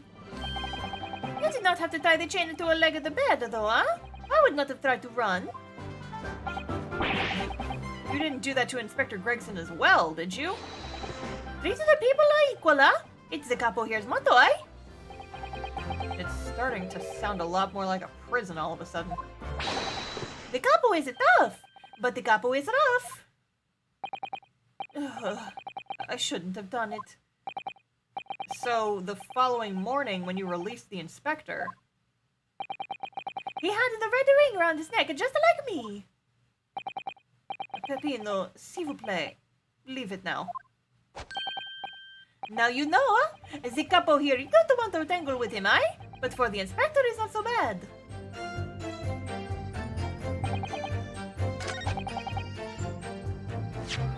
Where's that picture of Gregson? Yeah, didn't have anything like that, did he? Objection! So the day before his body was discovered, Inspector Gregson was taken prisoner while working incognito. No, it was not like that. It was hardly a prison. It was an invitation to stay. It was only. However you describe it, there's one glaring inconsistency that remains. What inconsistency is this, Counsel? I would ask the court to look closely at this photograph of the victim, Inspector Gregson. You will see that there is no red ring visible around his neck. Eh? But that makes no sense. It was me who took the collar off the man in the morning. And I saw the red bruises on his neck just like I have. And given that the mark is so clearly visible on this witness's neck, We'd expect to see bruising on the victim, who was put in the collar more recently than Mr. DeRossi. Indeed. No, wait, no, that doesn't make any sense. Never mind. Indeed, that is most peculiar. But what we tell you, huh? Huh? We say this from the beginning. Many times. Oui, Peppino is right. The man in the photograph is someone different to the man we held captive that night. Yeah, because they hadn't seen the photograph yet.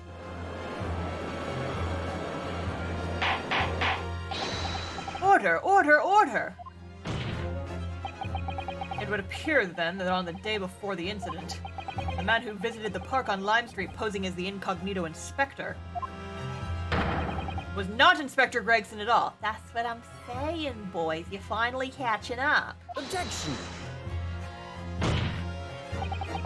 If that's true, however, how do you explain the inspector's identification? This is a genuine identification book issued by Scotland Yard. It's inconceivable that someone could have stolen such an important item from the inspector. The prosecution made that assertion itself. Yeah.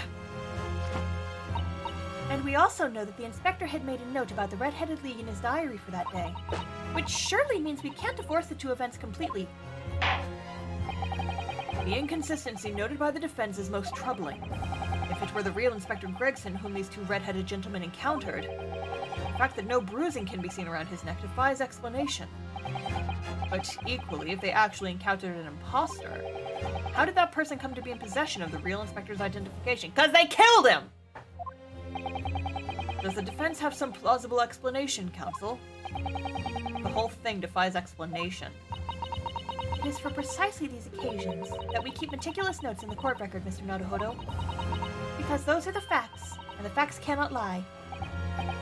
No, the facts can't lie. Even when they point to something so incredible, it's almost unbelievable.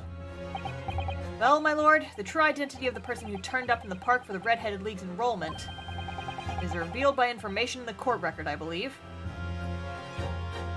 Okay. Here's what I'm thinking. The thing I was freaking out about might actually be plausible. Because was it if the guy just naturally had red hair, like the person who killed him and dropped off his body, then it could make sense. Because, okay, what's his fuck gossip guy said he screamed and fell over when he saw the body. If that's the same guy who stole Inspector Gregson's ID, because he's the one with, like, the weird line on his neck. So he stole Inspector Gregson's ID, went there, got kidnapped, got the ring around his neck, and then left. When he went up to discover the body, perhaps he was still wearing the wig, and then when he freaked out, it fell off, and that's why it was there in Inspector Gregson's place.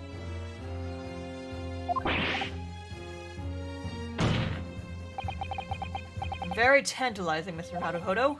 So why don't you help us all to see whatever truth it is that you've apparently seen?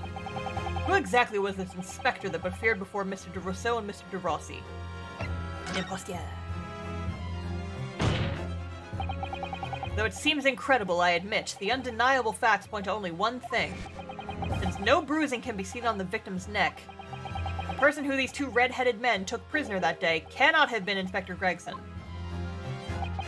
In other words, your whole argument up to now has been a waste of time. Objection! On the contrary, I haven't finished. What? There's no bruising on the victim's neck, so the question immediately posed next is, who exactly was this man on the park on Lime Street found to be carrying Inspector's identification? See, that's right. We tell the same story every time. Whoever this man was, the couple dragged him for a pillar to the post with the dog collar. Mon Dieu, Peppino, I was not so harsh as you say, huh? It was at the falso inspector, Who was he? Clearly, the defense has an idea about that. About the true identity of the man these two imprisoned that night. I must ask the counsel for the defense to elaborate post-haste. Who did the witnesses encounter in the park posing as Inspector Gregson?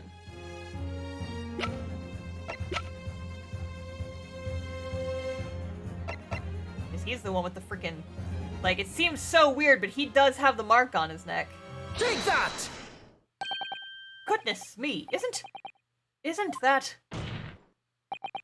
one of the witnesses who was on the stand earlier in this very courtroom earlier today? A nameless man whose only occupation appears to be peddling hearsay to passersby. Objection. What on earth would a street seller be doing with a police inspector's identification papers? Witnesses, is this the man or not? What has happened to his lip? See, this man is not for the Red-Headed League, eh? Oh, He isn't looking for the Twisted Lip League, no?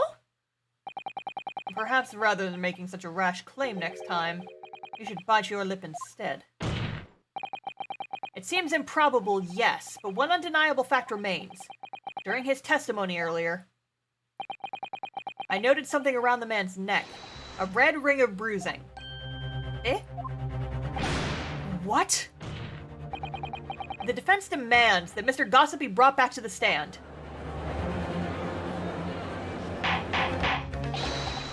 Order, order! Bailiff!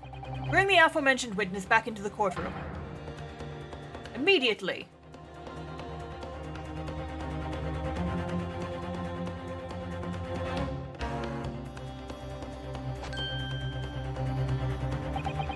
Well, I never. An undeniable ring of bruising indeed. And identical to that of the witness beside him. Now what's going on here, eh? I always have thought this, me. It's a birthmark, isn't it? A birthmark, you say? I assume the reason you've been recalled to the stand has been explained to you? Something about that inspector again. But I'm telling you, you've got it all wrong as usual. You're denying all knowledge of it? Well, of course I am. You're trying to kill me with all this nonsense, eh? Well, at least you'll have more stories to peddle back on Fresno Street, won't you? Now, we're going to need you to testify again. And you, Mr. De Rosso and Mr. Rossi, I'm sure you'll cooperate, won't you? Do we have any choice? We are in a big trouble, eh, couple? That's quite enough dilatory chatter. Proceed with the testimony. Let's fucking go.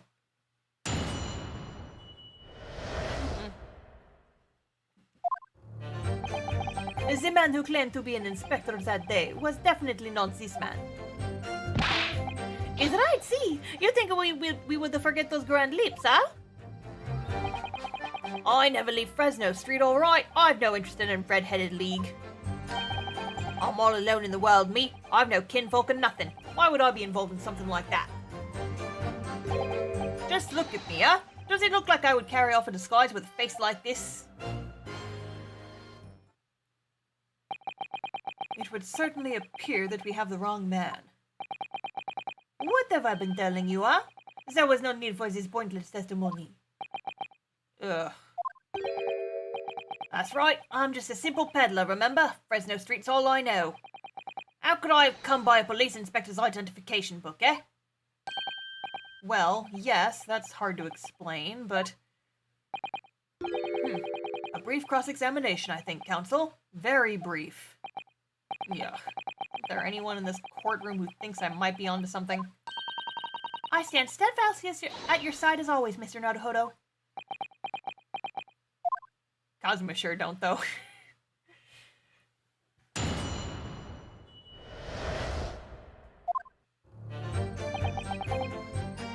Cause yeah, like...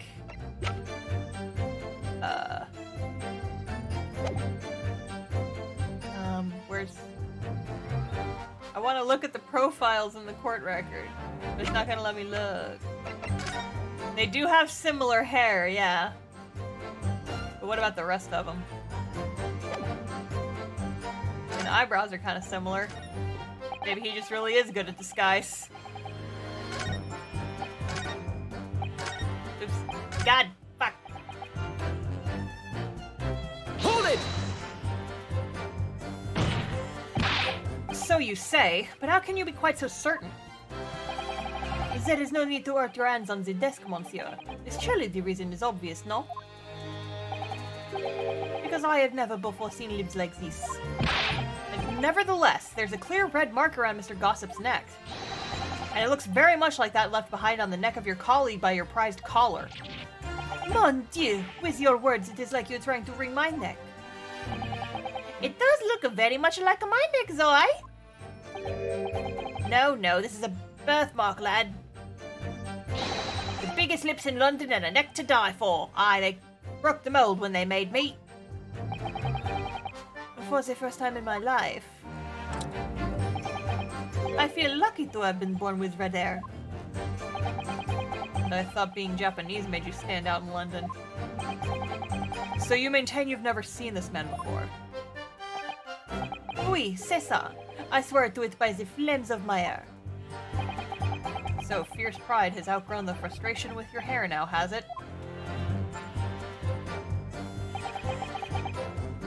Hold it! Well, yes, I don't imagine I'll forget those lips in a hurry either. That is what I am saying. For some reason, it makes me want to eat, how did Fabian call it? An eclair. You know, I've never seen the hair as black as yours before either. Likewise, I've never seen red hair like yours until I came to Britain. I see. Maybe it is a national trait, eh? Maybe all the people from this man's country have the grand lips. No, lad, I was born right here on Fresno Street, and I've never left. Oof, that is the problem, see? So you definitely didn't go to the park on Lime Street that day, Mr. Gossip? How many times do you want me to say it, eh? Hold it!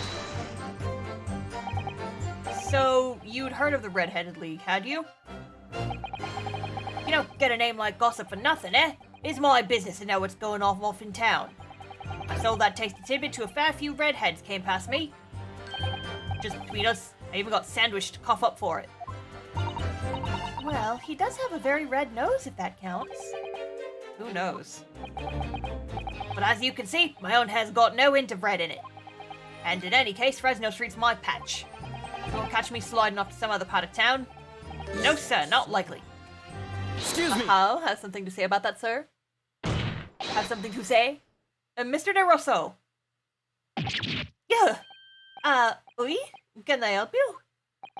Did Mr. Gossip's word just now lead you to remember something relevant, perhaps? It was the other day when I was looking for a place near the park. A small house or something. To be the headquarters of your Red-Headed League, yes.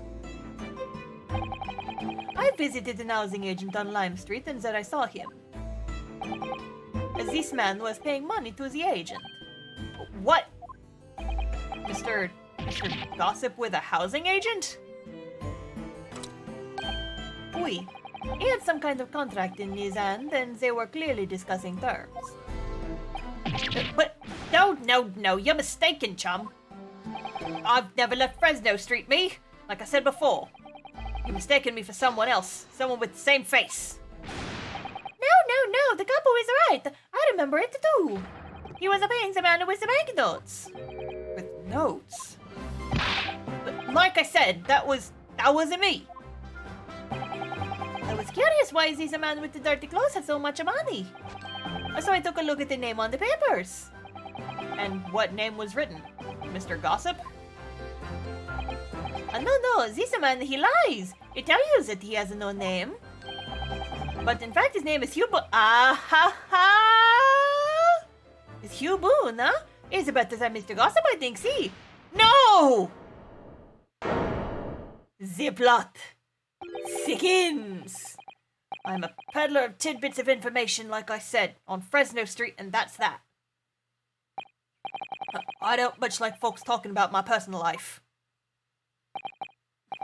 Indeed.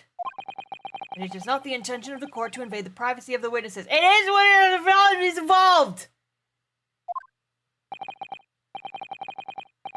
Very well, I shall respect your wishes, sir. The aforementioned name shall be reduced from— No, it shall not! From— Objection! Thank you! I'm sorry, my lord, but the defense does object. because the name just mentioned has a very deep significance to this case. Good gracious, do you similarly object, Prosecutor Asogi? As it happens, my lord, that particular name has already been mentioned during today's proceedings. Well, I never. In what capacity? Do not remember? Jeez. Hugh Boone. The name on the lease of the leaseholder of the room. Let me put this very simply. The victim's body was discovered in your rented room. I suggest, sir, that you start talking. He's so pretty still. Being a little bit of a dick right now. But he's still pretty. Hi, Kazuma. You're pretty when you're angry.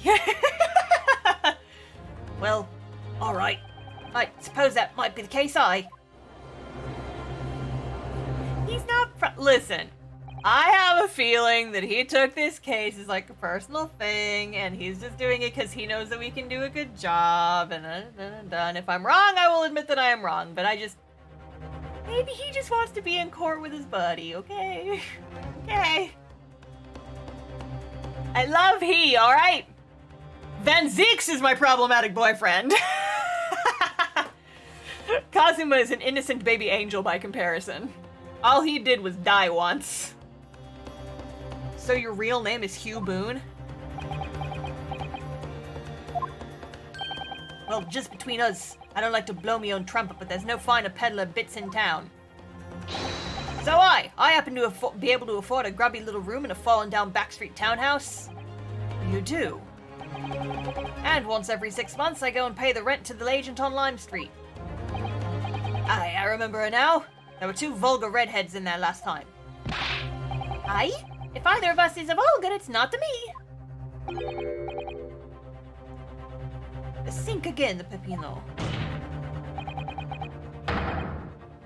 Kazuma is Rinosuke's boyfriend, Van Zeeks is Star's boyfriend, and Sholmes is Star's other boyfriend. Listen, I got 2 hands, okay? I got 2 hands. See them? 2 hands! 1 for each boyfriend. 1 for Van Zeeks and 1 for Sholmes. 2 hands. Anyway. Why didn't you bring this up before? It's like I told you already. I don't like talking about my personal life. I'm a tidbit peddler as far as everyone else is concerned. No fuss. You will update your testimony to... The fuck? Hold on. A dog is digging in the trash. Roxy! Get out of there! No, ma'am. Hey! Get out of the trash can! No! You're not allowed here. You know it. Get on.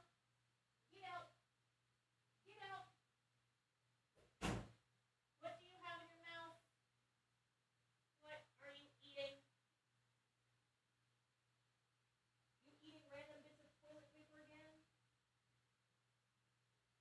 Hey! Wait. What the fuck was that? What are you eating? Spit it out. Spit it out. Spit it out.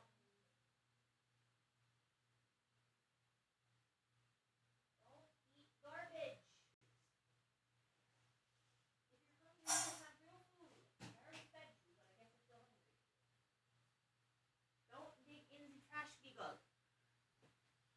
Alright. Doggo has been apprehended. She was digging around in the bathroom trash again. But we're good. I don't know what she ate, but I'm sure I will find out in 12 to 24 hours. Ugh. Okay. If I must. So the leaseholder of Scotland Yard has been looking for since the body was discovered. Has been here under our noses all along. She is not innocent. I walked in there and saw her with her face in the garbage can. She is not innocent. Hold it! So, you live in that room presumably, don't you? No, I don't live there. What do you think? There's no bed, is there? Just a desk. Then, why would you want to rent it? Well, I don't think I should have to say, really. Then how about the notice board in there? Which was covered from top to bottom in confidential documents only the police should have access to. No, that board's not mine. Inspector must have brought it along. It's only the other bits and bobs that belong to me, the desk and the chair and that. And the photo frame? People don't generally carry enormous notice boards around with them. The real question is, why was Inspector Gregson killed there in your room? Well, obviously I've not the faintest idea. I mean, it's causing me no end of bother, to be honest. It seems to me that Mr. Mr. Boone, would rather as little is known about his room as possible for some reason. Yes, it does come across that way, and more importantly, knowing that the scene of the crime is actually his room completely changes things. No dogs are guilty of crime. Objection! My dog is guilty of many crimes. Just the other day, I yelled at her from the other room, "What crimes are you committing in there?" Because I heard suspicious noises. I often yell at my animals, accusing them of doing crimes. If I ever hear a suspicious noise, I just wake up and think, there is an animal doing a crime in my home, and I must go investigate. And then usually, 9 times out of 10, there is an animal up to no good. In particular, there's one part of his testimony that's really bothering me now. That's how I'm finally gonna undo this man.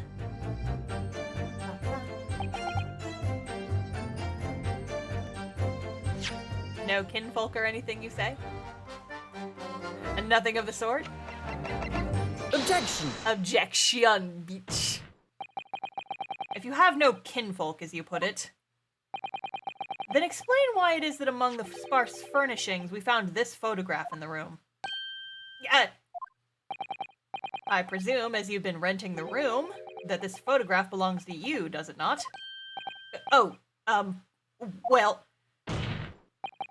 Mr. Boone, drop the pretense, and tell the court exactly who you are. I don't know what you mean. I'm a peddler. I keep telling you so. You really don't need to bother with me. Please, just leave it alone.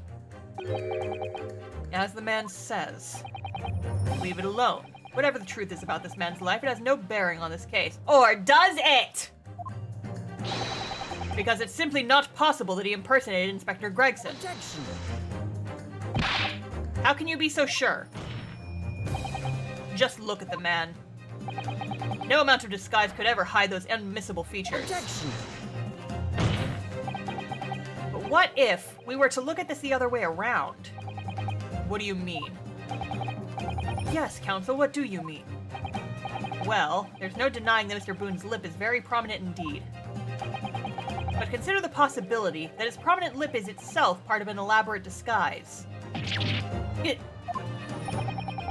Then hiding that prominent feature, in other words, revealing his true face, would make an utterly impenetrable disguise. Wouldn't you agree, Mr. Hugh Boone? Yeah.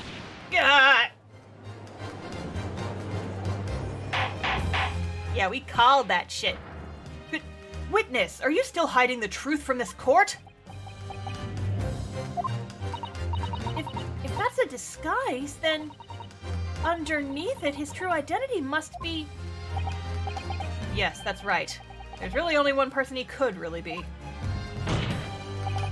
My lord, the defense believes it can reveal Mr. Boone's true identity to the court. No, please, no. Very well then, counsel. What is the true identity of this peddler who simply goes by the name of Gossip on the street? Unfortunately, friends, I think we will have to take a commercial break. Roxy is looking like she wants to go outside. I'll be back in like 5 minutes, and then we can pick right up. I'm gonna leave you guys on a cliffhanger, I'm sorry. I'll be back in like 5 minutes. I got to go take my doggo out. Enjoy your free commercial entertainment. BRB. I need a himbo! I'm holding out for a himbo in the courtroom night! Yes? He? How very distressing to be held in such Yes? My boy? My mans? My mans? Huh? Excuse me? Wouldn't you agree, Mr. Nadahodo? Officer? You delivered the report now. That will be all, thank you. It occurs to me with some regularity, Mr. Nadahodo, that scientific truths are determined not by science, but by none other than the human mind. It shows a disguise, isn't it? Oh my god. I'm losing my fucking mind over here. Where is my man's? I know that voice. Am I going mad? Ah! Mr. Sherlock Holmes, baby! Ew. Come on, there has to be someone. Some savior to rescue me from this crisis. There he is! Sir! What are you doing? He's a cicada!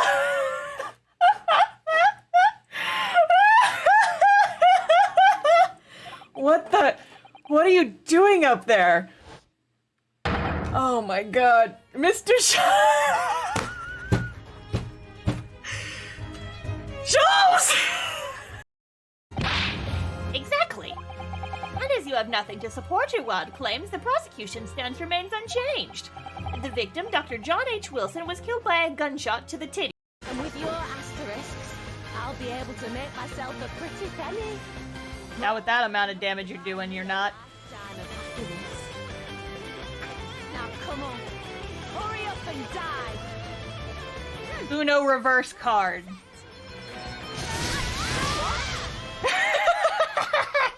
Oh, the timing on that was perfect. One must never stop learning. Secretly spy, snapshot, scribble stories, and scupper my privacy. Could that same reporter be...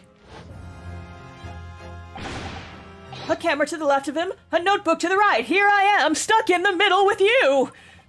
There I am. Yay! The game caught the reference, and I did it too. Yeah. Just cancel me already. Do it. I'm a shitty, stupid asshole who doesn't do anything but screw up, I know! So if you want to cancel me, you can go ahead and call it a day! Cancel me! Amazing. Amazing. How sad. It means you don't have faith. Oh no! No, my beautiful boyfriend, it's okay, I love you, I want to see you succeed! You think I won't be able to You think I won't be able to get you up? Listen, sir, there will be time for that later. No, it's not that really. It's just... I'm sorry. Oh, I mean, come now. Come now. Come on. You think I wasn't gonna... Sir! Get a room. This is a courtroom. Get a different room. I'm totally gonna win this one, you guys. I got this in the bag. I'm Mario Kart champion.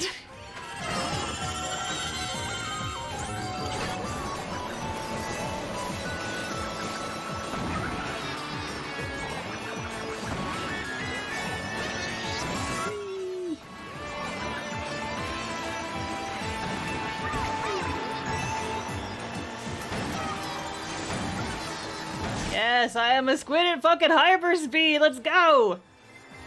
Oh shit! Right at the end. Right at the end.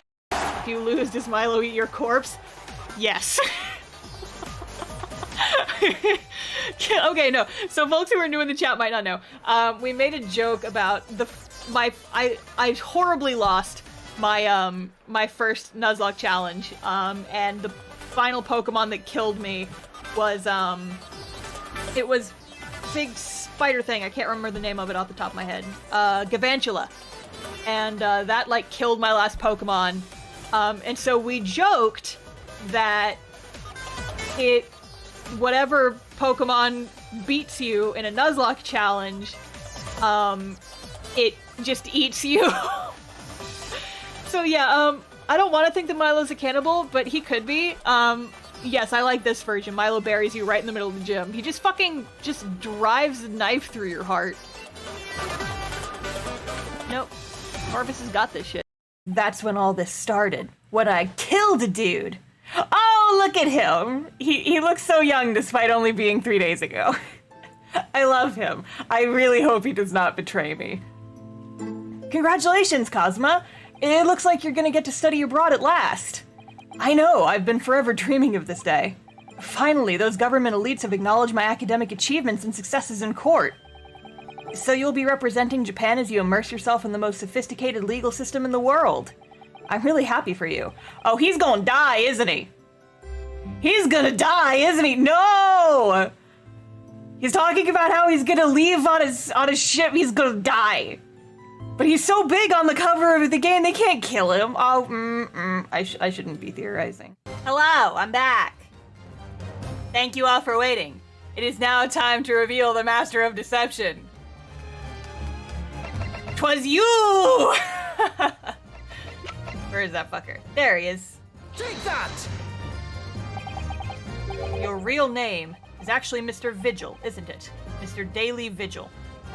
In fact, so hilarious. I know! I was going back and like thinking about some of my Kazuma like theories at the very beginning that he was either going to die or betray us. And he definitely did the first one, but depending on how the rest of this game turns out, he still has time for a betrayal.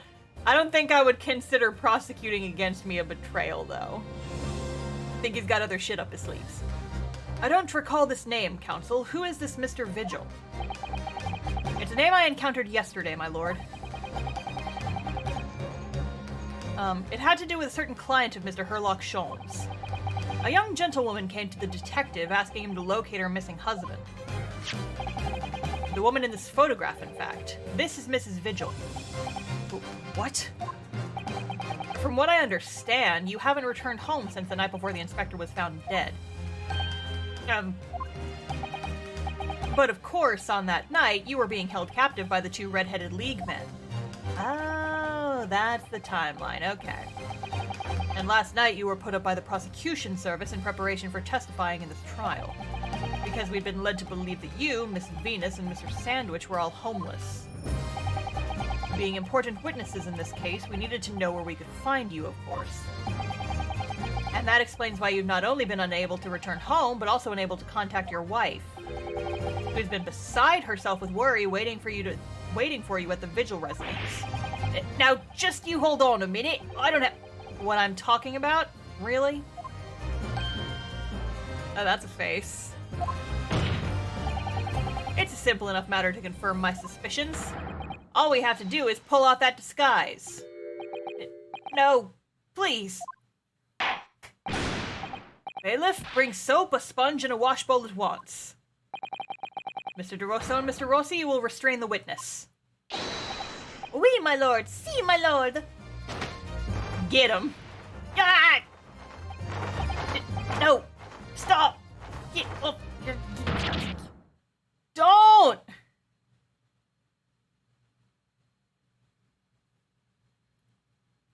Waha. Ha. Wait.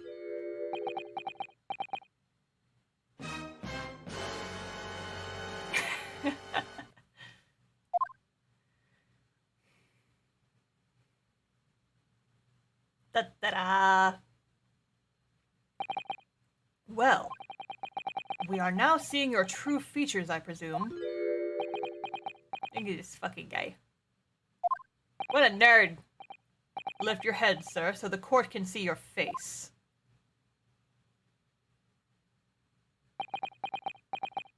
Well, cool, I don't have to do his wildly inconsistent voice anymore. It would appear that the defense counsel's assertion was entirely correct. This has all been a very elaborate deception. So, witnesses, tell the court. Have you seen this man before? I don't believe it, but... See, as it isn't no question. This is the inspector we saw in the park. Extraordinary. Yeah, right? I could not stand those lips. They were so scary looking. Like, what is it? Sir, go see a doctor about that, please. The day of the Red-Headed League enrollment, the man claiming to be Inspector Gregson, who appeared before Mr. De Rousseau and Mr. De Rossi in the park, was you disguised as the inspector. Or rather, was you posing as the inspector and no disguise at all. Mr. Vigil was formerly employed as the chief warder at Barclay Prison. The chief warder? Then your career had promise. Why would you quite possibly have become the future governor of the prison? What on earth have you been doing peddling little tittle-tattle on Fresno Street? Well, it's been 10 years since Mr. Vigil worked at the prison. 10 years.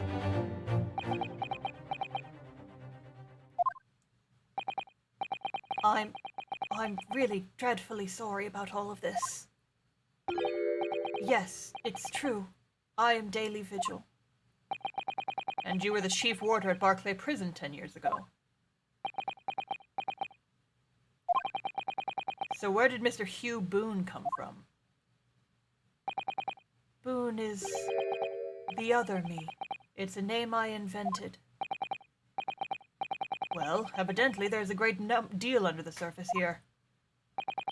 I'll explain everything. I'll tell you just how wretched my life has become.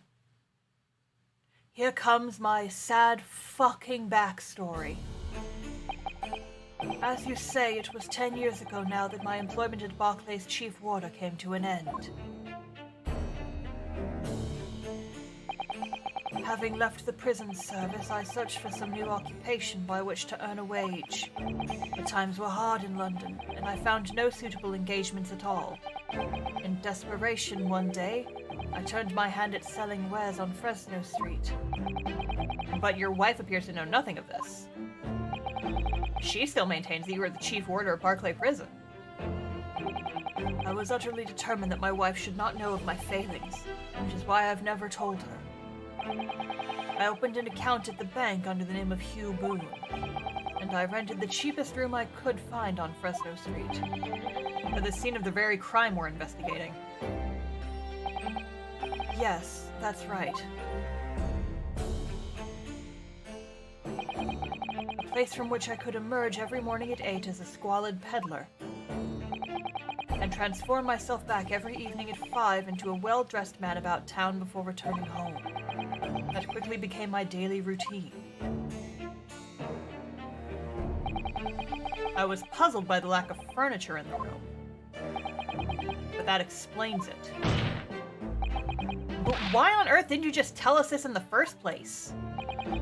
I have a wife, sir, and 2 sons, and without wishing to sound so self-conceited, they regard me with some pride. I couldn't bring myself to disappoint them. So instead, you decided to conceal your occupation from them? Yes. I've made such a terrible mess of everything. Still, one thing doesn't add up. No matter how many tidbits of information you could sell to passing gentlemen, even at 6 pence apiece, you couldn't hope to match the salary you must have commanded as chief warder at the prison. Very true. To have kept your family in comfort despite 10 years of somewhat misbegotten employment.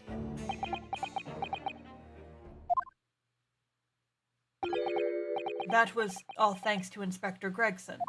Oh, whoa? What? Inspector Gregson? What on earth? It was some years after I'd invented Boone and begun my other life as a street seller. He, the inspector, that is, recognized me one day. Do you mean to say the victim was an acquaintance of yours? I knew him from my time working at the prison. When he saw what I'd become, he was deeply troubled for me and my family. And from that day forward, he visited me on Fresno Street with increasing regularity. Then one day, he asked me if I would carry out a secret assignment for him. A secret? What was it? Inspecting? I was to impersonate the inspector. What? Impersonate him? We always met in that little room so the inspector could brief me. Visit Orski's tomorrow and take a statement from the proprietress. I was always something along those lines. Surveillance work, interviewing people. On those occasions, he would lend me his identification so people would believe who I was. My instructions were to make an impression, to let people know that Inspector Gregson had been at work. And for those services, he compensated me financially. A Scotland Yard inspector willingly relinquished his identification into your care with the intent to deceive? That, as I'm sure I need not point out, is a very serious criminal offense. But why? What was the point of you impersonating him? Truthfully, I do not know.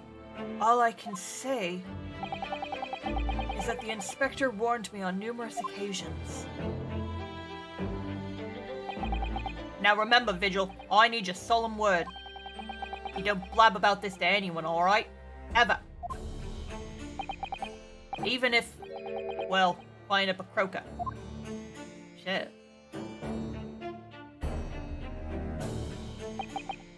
In time, he started to bring papers with him to the room as well. It became something of a second office for him.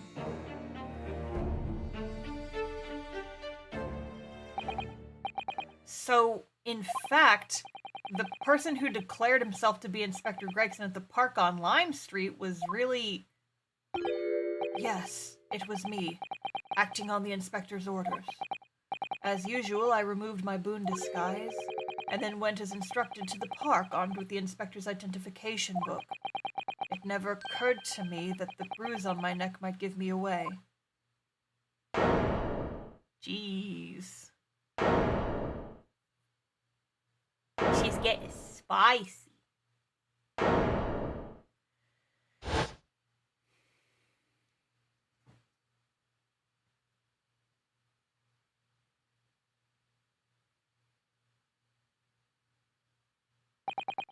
Well, it would seem this confession completely destroys the defense's case. What? Hands him up. Oi. Explain yourself, Prosecutor Asogi. My learned friend's assertion was as follows. The victim was killed at another location on the day before his corpse was discovered, at the hands of these two red-headed League men when they impersonated the inspector. But no, that can't be. Bro, just stop. After all, it wasn't the inspector who went to the park that day, it was me. Oh, goodness. Finally, we have clarity. We've had nothing to do with the murder of the inspector. And merci, Monsieur de la Défense, for proving it. What? Yeah! Bruh.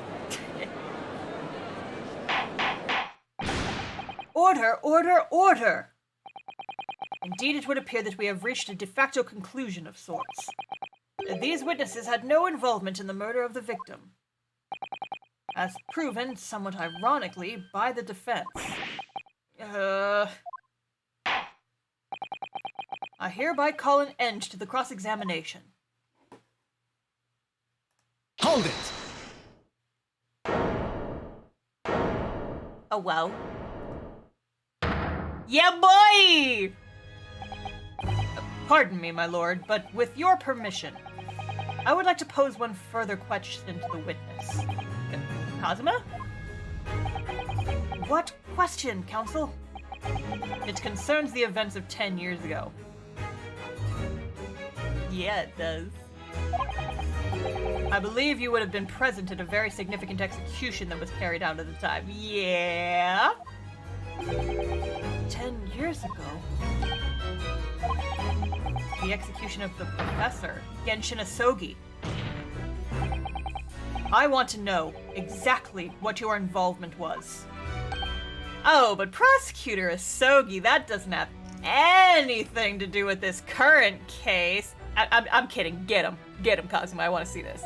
Oh, answer me, man. One moment, Counsel. Is this related to the current case? Not a bit. I mean it is and it isn't, but naturally. I'm not gonna stop him, is what I'm saying. It is the prosecution's belief that this case and the events of 10 years ago, oi! are inextricably linked. Does the defense concur, Counsel? The defense wants to see what the fuck is gonna happen here, because the defense wants to know too. The defense is also in the mood for gossip, you see.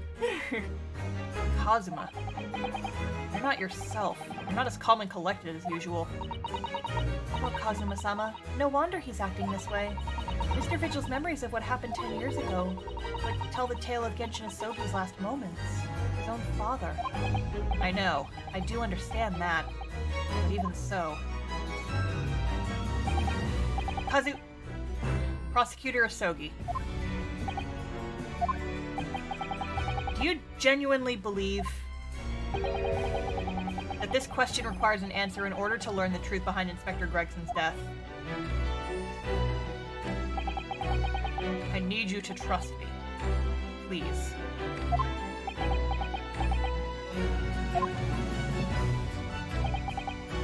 Very well. Then the defense has no objection. I see. In that case, you will answer the question, witness. The truth is, I remember very little of that time. You've forgotten? I'm sorry to say, yes. As I said, I resigned from my role at the prison 10 years ago. But for some peculiar reason, my memory of the events leading up to that moment is extremely hazy. Did you also get a bonk on the head, bud? Does that not strike you as strange, Mr. Naruhodo? Sorry? Well, 10 years is a long time. But you have forgotten the reason why he left such an important job. Yes, you're right. And not only that, Mr. Vigil's claim contradicts what we already know. The human spirit is a fragile thing. It's broken all too easily. Which is why we have a tendency to wrap it up for protection. Sorry? The human spirit? I'm saying you've got some quack trauma, bud! I'm afraid I don't understand what you mean. When we experience pain and suffering that we feel unable to bear, we block it out, obliterate it from our memories, seal it away. But it never truly leaves us. The seal is broken, the memories resurface. I should know! I had a whole thing like less than 2 weeks ago. It was whack. And when they do, that fragile spirit may finally be crushed. But I really don't. Kazuma-sama. But if it must be crushed, then so be it. The truth will not stay buried. It's coming out one way or the other. Right. Now I understand. It's clear what his intentions are. He needs to expose the truth at any cost.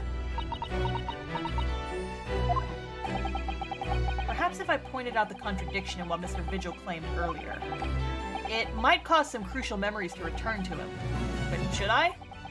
Should I present the evidence or not? Yeah! Because I want to know where this is going! I have no idea how this is gonna go.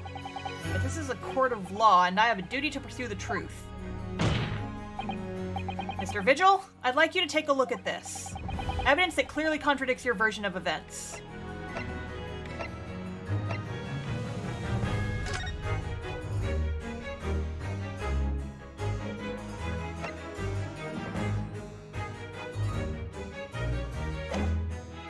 Oh, wait, what was the last page of that?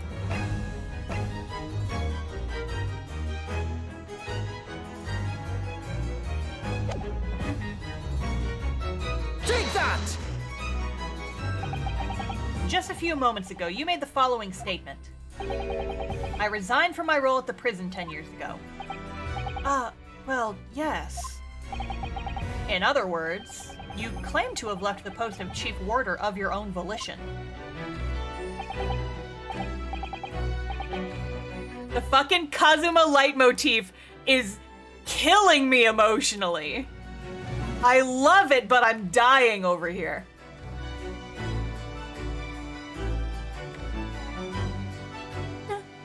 It's so fucking good. Oh, I'm gonna listen to the soundtrack so fucking much once I'm done with this game. Mwah! Loves it. Well, yes, of course. Why? Tell me. Do you remember seeing this document before? No, I don't. This is a dismissal notice ordering the immediate termination of a prison staff member's employment. A dismissal notice? And the name on the notice is yours, Mr. Vigil. What? What? It's mine? So you didn't resign from the prison service at all? For some reason, you were dismissed as chief warder from Barclay. No, there's been some mistake. I'm sure. Anti-Apple25, thank you for the follow. Welcome to the Stream Squad. Another star in the glass. I'm sure I tendered my resignation. This dismissal notice is nonsense. Isn't it? That's called the amnesia swoon. We've seen that before. If you were forcibly dismissed, then there must have been a good reason. Clearly, you did something. Kazuma doesn't know what that is because we're the only ones with that information. Ooh, he's about to not have a good time. Mr. Vigil, it's time to break the seal and have you remember. Open your mind, man! According to the few remaining records, the final execution that you supervised was on 17th June 10 years ago. And on that day, something very serious took place at Barclay Prison. There was a whole, grave robbing thing. We learned about this the other day. It was a whole piece of work. The 17th of June. What was that? The professor's execution? Professor. As you were the chief warder at the time, it stands to reason that you would have been present throughout the proceedings. It does sound familiar. And yet, that execution never took place. The convict, ostensibly executed earlier that day, later re-emerged from his grave. The convict came back to life. In the cemetery in the middle of the night, there was a witness. However, the witness claims that a moment after he saw the convict clambering out of his grave, a gunshot rang out from over his shoulder. And the bullet pierced the professor's chest, killing him instantly. And we still don't know who fired that gun. Those may have been the professor's actual last moments. Yes. Seeing as you were in charge of overseeing executions at the time, you must know the truth about what really happened. It's in your head, somewhere deep down.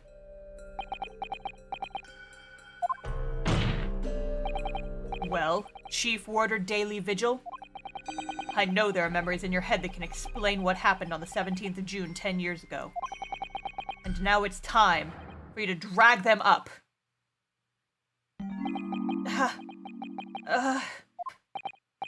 Mr. Vigil?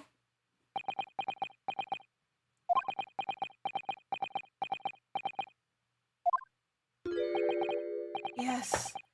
The whole prison, it was complete chaos. The prisoner escaped. He was killed in the cemetery. The shocking news ripped through Barclay like a hurricane. What?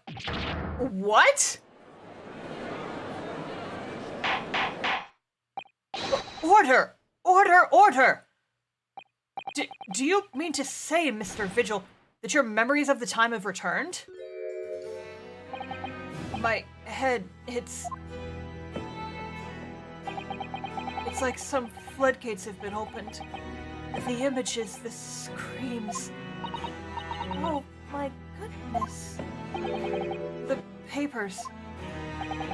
There were reports, articles about a man who'd seen a ghost. Yes, Enoch Drebber, Star's favorite voice to do. But surely those reports were exaggerated. There were traces at the scene. Traces of what? Bitch essence. What? I mean... in Lowgate Cemetery at plot number 139. Blood. Lots of blood. That's where the man was buried, of course. Obviously, something terrible had happened there. The depths of conspiracy and depravity from which this tale is emerging are quite staggering. I've reviewed the police records from that time extensively. A thorough investigation was conducted by Scotland Yard to ascertain how the convict managed to escape in the first place. And the conclusion reached by the investigating team was that a member of the prison staff must have been involved. Are you suggesting that a prison warder abetted the man's bid for freedom? Yes, and I was suspected of doing it, of using that mass murderous execution as a way to help him escape. You did what? I remember now. The horror of it all is coming back to me. I'm on a fucking spin cycle just going around and around. One evening, a few days after the execution, some detectives came to the prison. I was called into the governor's office at the top of the watchtower.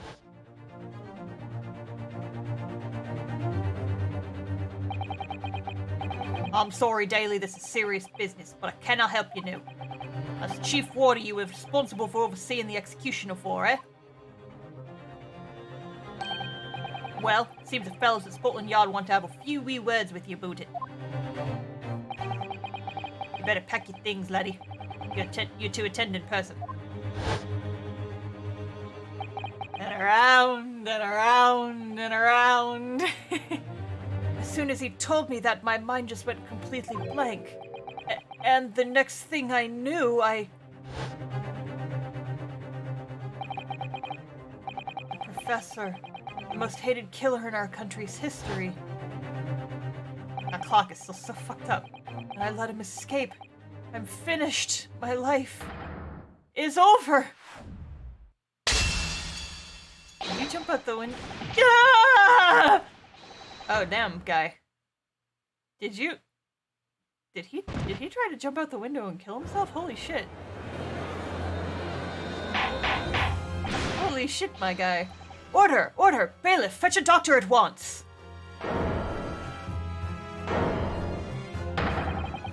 Court is adjourned for today with immediate effect. A guy, I think, just passed the fuck out in court. With Mr. Vigil's collapse, proceedings came to an abrupt end for the day. Once again overshadowed by the legacy of that notorious killer, appearing like a cursed ghost ship on a foggy ocean. Very vivid, Rinosuke, thank you. Lord Van Zeeks, Mr. Vigil, Kazuma, and Gregson. All of them bound by invisible chains anchored to the same wreckage in the murky depths of the past. But the miraculous light that had been trying to cut through the gloom and shine on those tragic events was playing on the edges of the truth at last.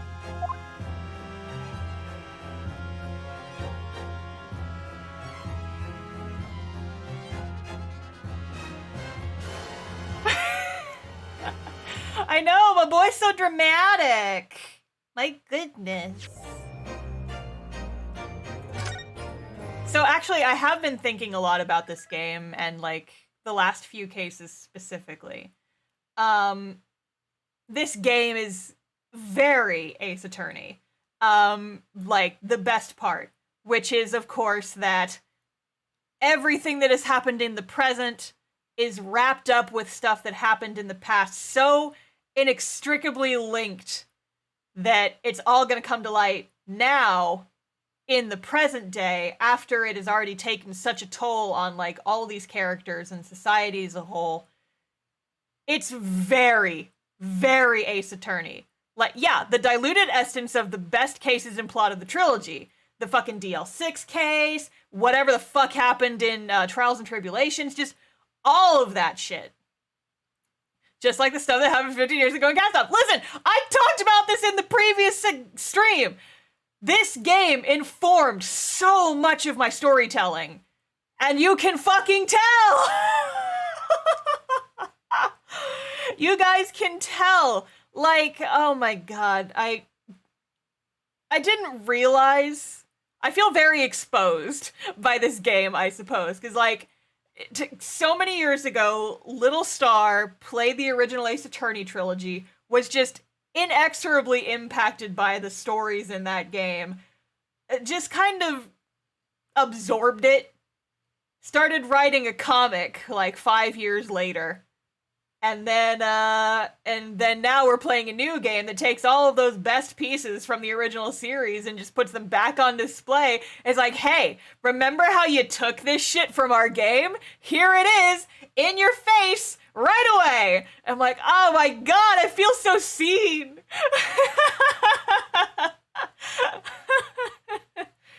Oh man. Shit. Yep. But no, for real though, like, this, but gayer? Ha! Listen, original Ace Attorney was pretty fucking gay. Like, let's be real. Oh, my comic, you mean? Yeah, that's listen.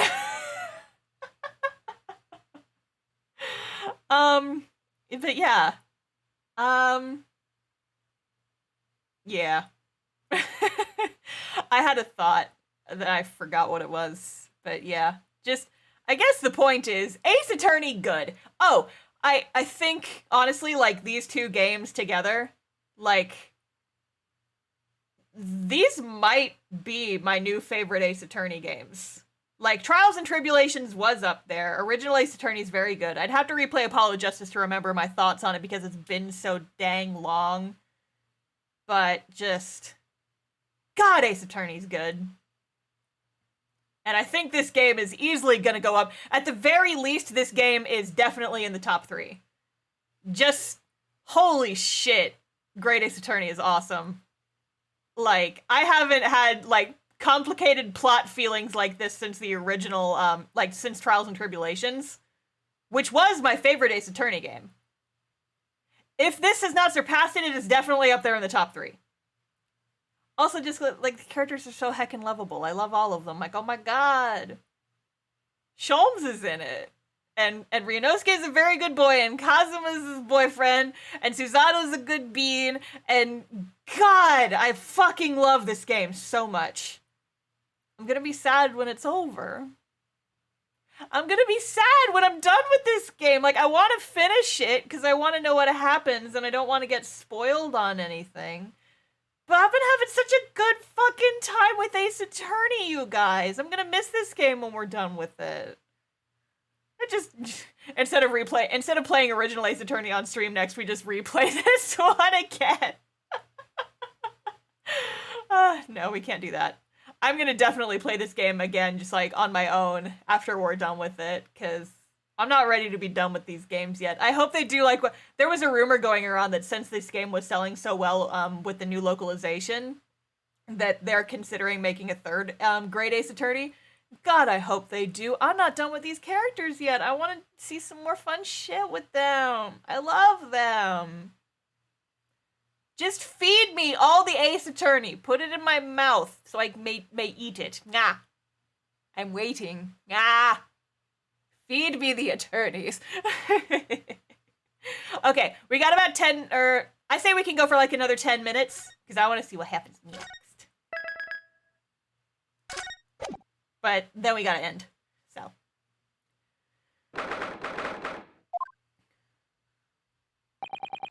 I still can't quite believe what just happened. I know. I inquired with the bailiff after the court session was adjourned, and it seems Mr. Vigil was taken to hospital to recover. Right. 10 years ago now. Mr. Vigil attempted to commit suicide by jumping out of the window of the prison governor's office. Oh god, I was joking about him bonking his head, but I guess he did. Yes. But ever since then, he's completely blocked the memory of those events from his mind. Nobody knew his secret, not his family, not even the man himself, but I forced it out into the open. Technically Kazuma did. Was it wrong of me to do that? Did I overstep the mark, I wonder? Bruno! Hi, Iris. You were miles away. Anyway, I've brewed a fresh pot of soothing tea for you. Oh, thank you. You and Susie have had an exhausting day so far, haven't you? Oh. Thank you, Iris. How thoughtful of you. Do you happen to know where Mr. Sholmes is? When we came out of the courtroom back in the defendant's antechamber, he'd disappeared. Oh, no, I don't know. He just suddenly sprang to his feet and left. All he said was, I must leave. My people need me. I wonder if he's pursuing the mystery of Inspector Gregson's death. Well, you know what Hurley's always saying, don't you? There are many mysteries in this world that should perhaps never be solved. But the construction of a solution comes only at the expense of the destruction of something else. What does that mean? He knows very well that when you open someone else's old wounds, you often open your own too. But he just can't take his own advice and leave well alone. Solving mysteries is too important to him. That's so true. But that's what I like about Hurley after all. I suppose that's a lot of great detectives in some ways. So then, let's have tea, and then I'll give you a hand. Oh, you have time, Iris? Yes, I finished this month's manuscript at last, with barely a day to spare before the deadline. Oh, I'm so looking forward to it. A brand new story to read in the adventures of Herlock Sholmes. You know, I always hide Hurley's violin in the days before I have a deadline. You do? Or Mr. Sholmes? I'm sure that's very wise, Iris. How sensible of you. Now then, my dear fellows, let's make a plan of action before we continue our investigation. I say we take a plan of action, and then we can continue next time. So, how did it go in court this morning? Well, we still don't know the truth about what really happened, but one thing's increasingly clear. Lord Van Zeeks definitely didn't do it. Oh, goody! Yes, that's right. We managed to uncover several new facts as well. Oh, really? And there was another development too. Kazuma. Yes, it's quite clear now. That Kazuma-sama is not himself. The way he's acting, it's almost as if he's possessed. I know. I mean, at the end of the proceedings earlier, it's like a bloodhound the way he was chasing down Mr. Vigil's forgotten past. He's not normally so mercilessly persistent. I mean, I can't blame him though. Like, I get it. He's still being a bit of a dick, but like, I get it. What's going on in his head, I wonder? I really need to sit down with Kazuma and try to understand what he's going through. Yes, please! Can we talk to our boy? God! Yeah, he's traumatized. That's called trauma, baby. If Gregson really was really murdered the day before his body was discovered, then Lord Van Zeeks has to be innocent, you see. What? The day before? Well, that should be easy enough to work out, just by examining the corpse, surely. Yes, you would expect so, but curiously, no time of death was included in the autopsy report. That is curious. There are still unanswered questions about Lord Van Zeeks, though, aren't there? Do you mean... I mean, what was he doing there on Fresno Street at that day in the first place? Well, according to the man's testimony, he said he was investigating Inspector Gregson, didn't he? It turns out that little room was actually the inspector's secret office. Oh, that sounds like it has all the makings of a wonderfully devilish plot. But then, why was that notice board in there covered in all these particular papers? Papers about cases with a link to the Reaper. I'm starting to get a bad feeling about all this. Oh dear. Well, that sounds like something horribly devilish. We must start by looking into Inspector Gregson's movements of late. I never imagined I might have to be investigating the inspector's movements. Well, according to the entry in his diary, he was carrying out an incognito investigation of the Red-Headed League the day before his death. Oh, you mean he was doing the same as Hurley? Well, Mr. Sholmes was trying to apply, whereas the inspector was supposed to be investigating. I do wish it'd been the other way around. Anyway, as it turns out, the inspector who went to investigate the Red-Headed League that day wasn't actually Gregson at all. It was Mr. Vigil in possession of Gregson's identification. You know what that sounds like to me? Establishing an alibi. Oh, my! Yes, you're absolutely right, Iris! But why would Gregson need an alibi?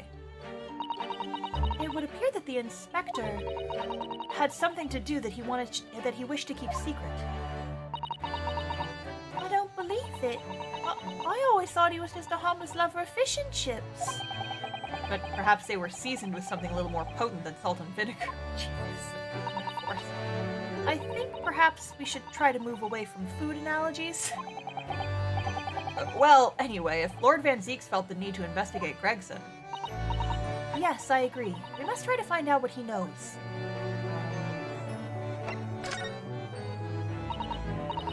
Vigil, you say? Isn't that the name of the lady who came to visit Hurley yesterday?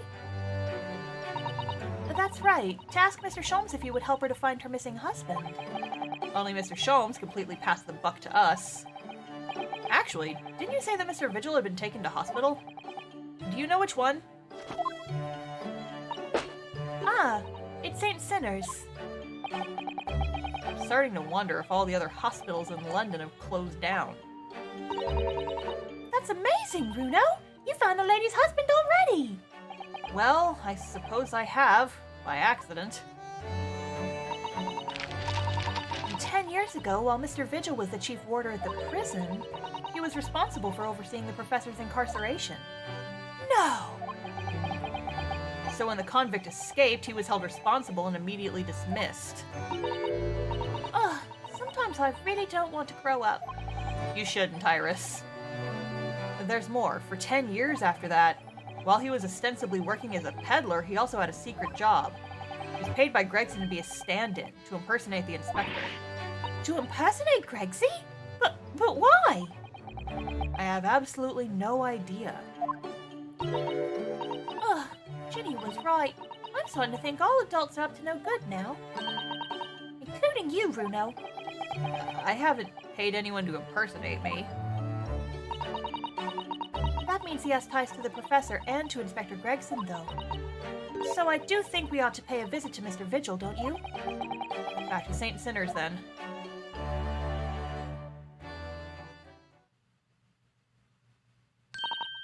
Well, I think it's clear what we need to do, isn't it? Let us investigate, my dear fellows. Oh, Iris, you're even more enthusiastic than usual today. If anyone has anything to hide, my special Wilson shooting iron will set them straight. That water pistol? It's stuffed full of piping hot extra special mine. Jeez. And then I'm quite sure it will be very effective. I'd better be careful not to hide anything. Well, it feels a little strange that Mr. Sholmes is nowhere to be seen, but still. Let's go and see what we can find out. Yes! Alright, and I think that's where we're gonna call it for the night. Thank you guys for joining me on this Ace Attorney stream. I think we're gonna go ahead and call it a day. Next time on Ace Attorney, same time, same place, 5 p.m. Central Standard Time, Here, we will be doing further investigations, talking to our boy Kazuma, talking to our new boy, curly-haired what's-his-fuck Vigil, talking to lots of people about lots of things and doing some investigating. Friday! So if you are not already following, please make sure to follow so that you do not miss a stream. I'm going to do my usual shilling and then we will find someone to raid. So, if you guys want to know about current and future streams, you can follow me on Instagram and or join my Discord server. The Discord is mostly for my webcomic cast-off, but we do have a stream chat channel in there where we have been talking a lot about Ace Attorney. So you guys should join that if you want to post memes and discuss theories and all that sort of nonsense. But yeah, also, I have some Ace Attorney merch on my store. I have stickers and I will eventually have charms. Yeah. So let's get into it. Next time on Friday. Yeah. Oh, also, if you want to see past archives, you should follow me on YouTube. Subscribe to my YouTube channel. That's where all my stream archives live. And I'm very, very, very close to hitting YouTube partner over there, which means I can finally start getting some ad revenue, which is my new burrito fund. Which means like maybe I'll make like $5 a month from it, but we'll see. Anyway, let's find somebody to raid. Who's streaming?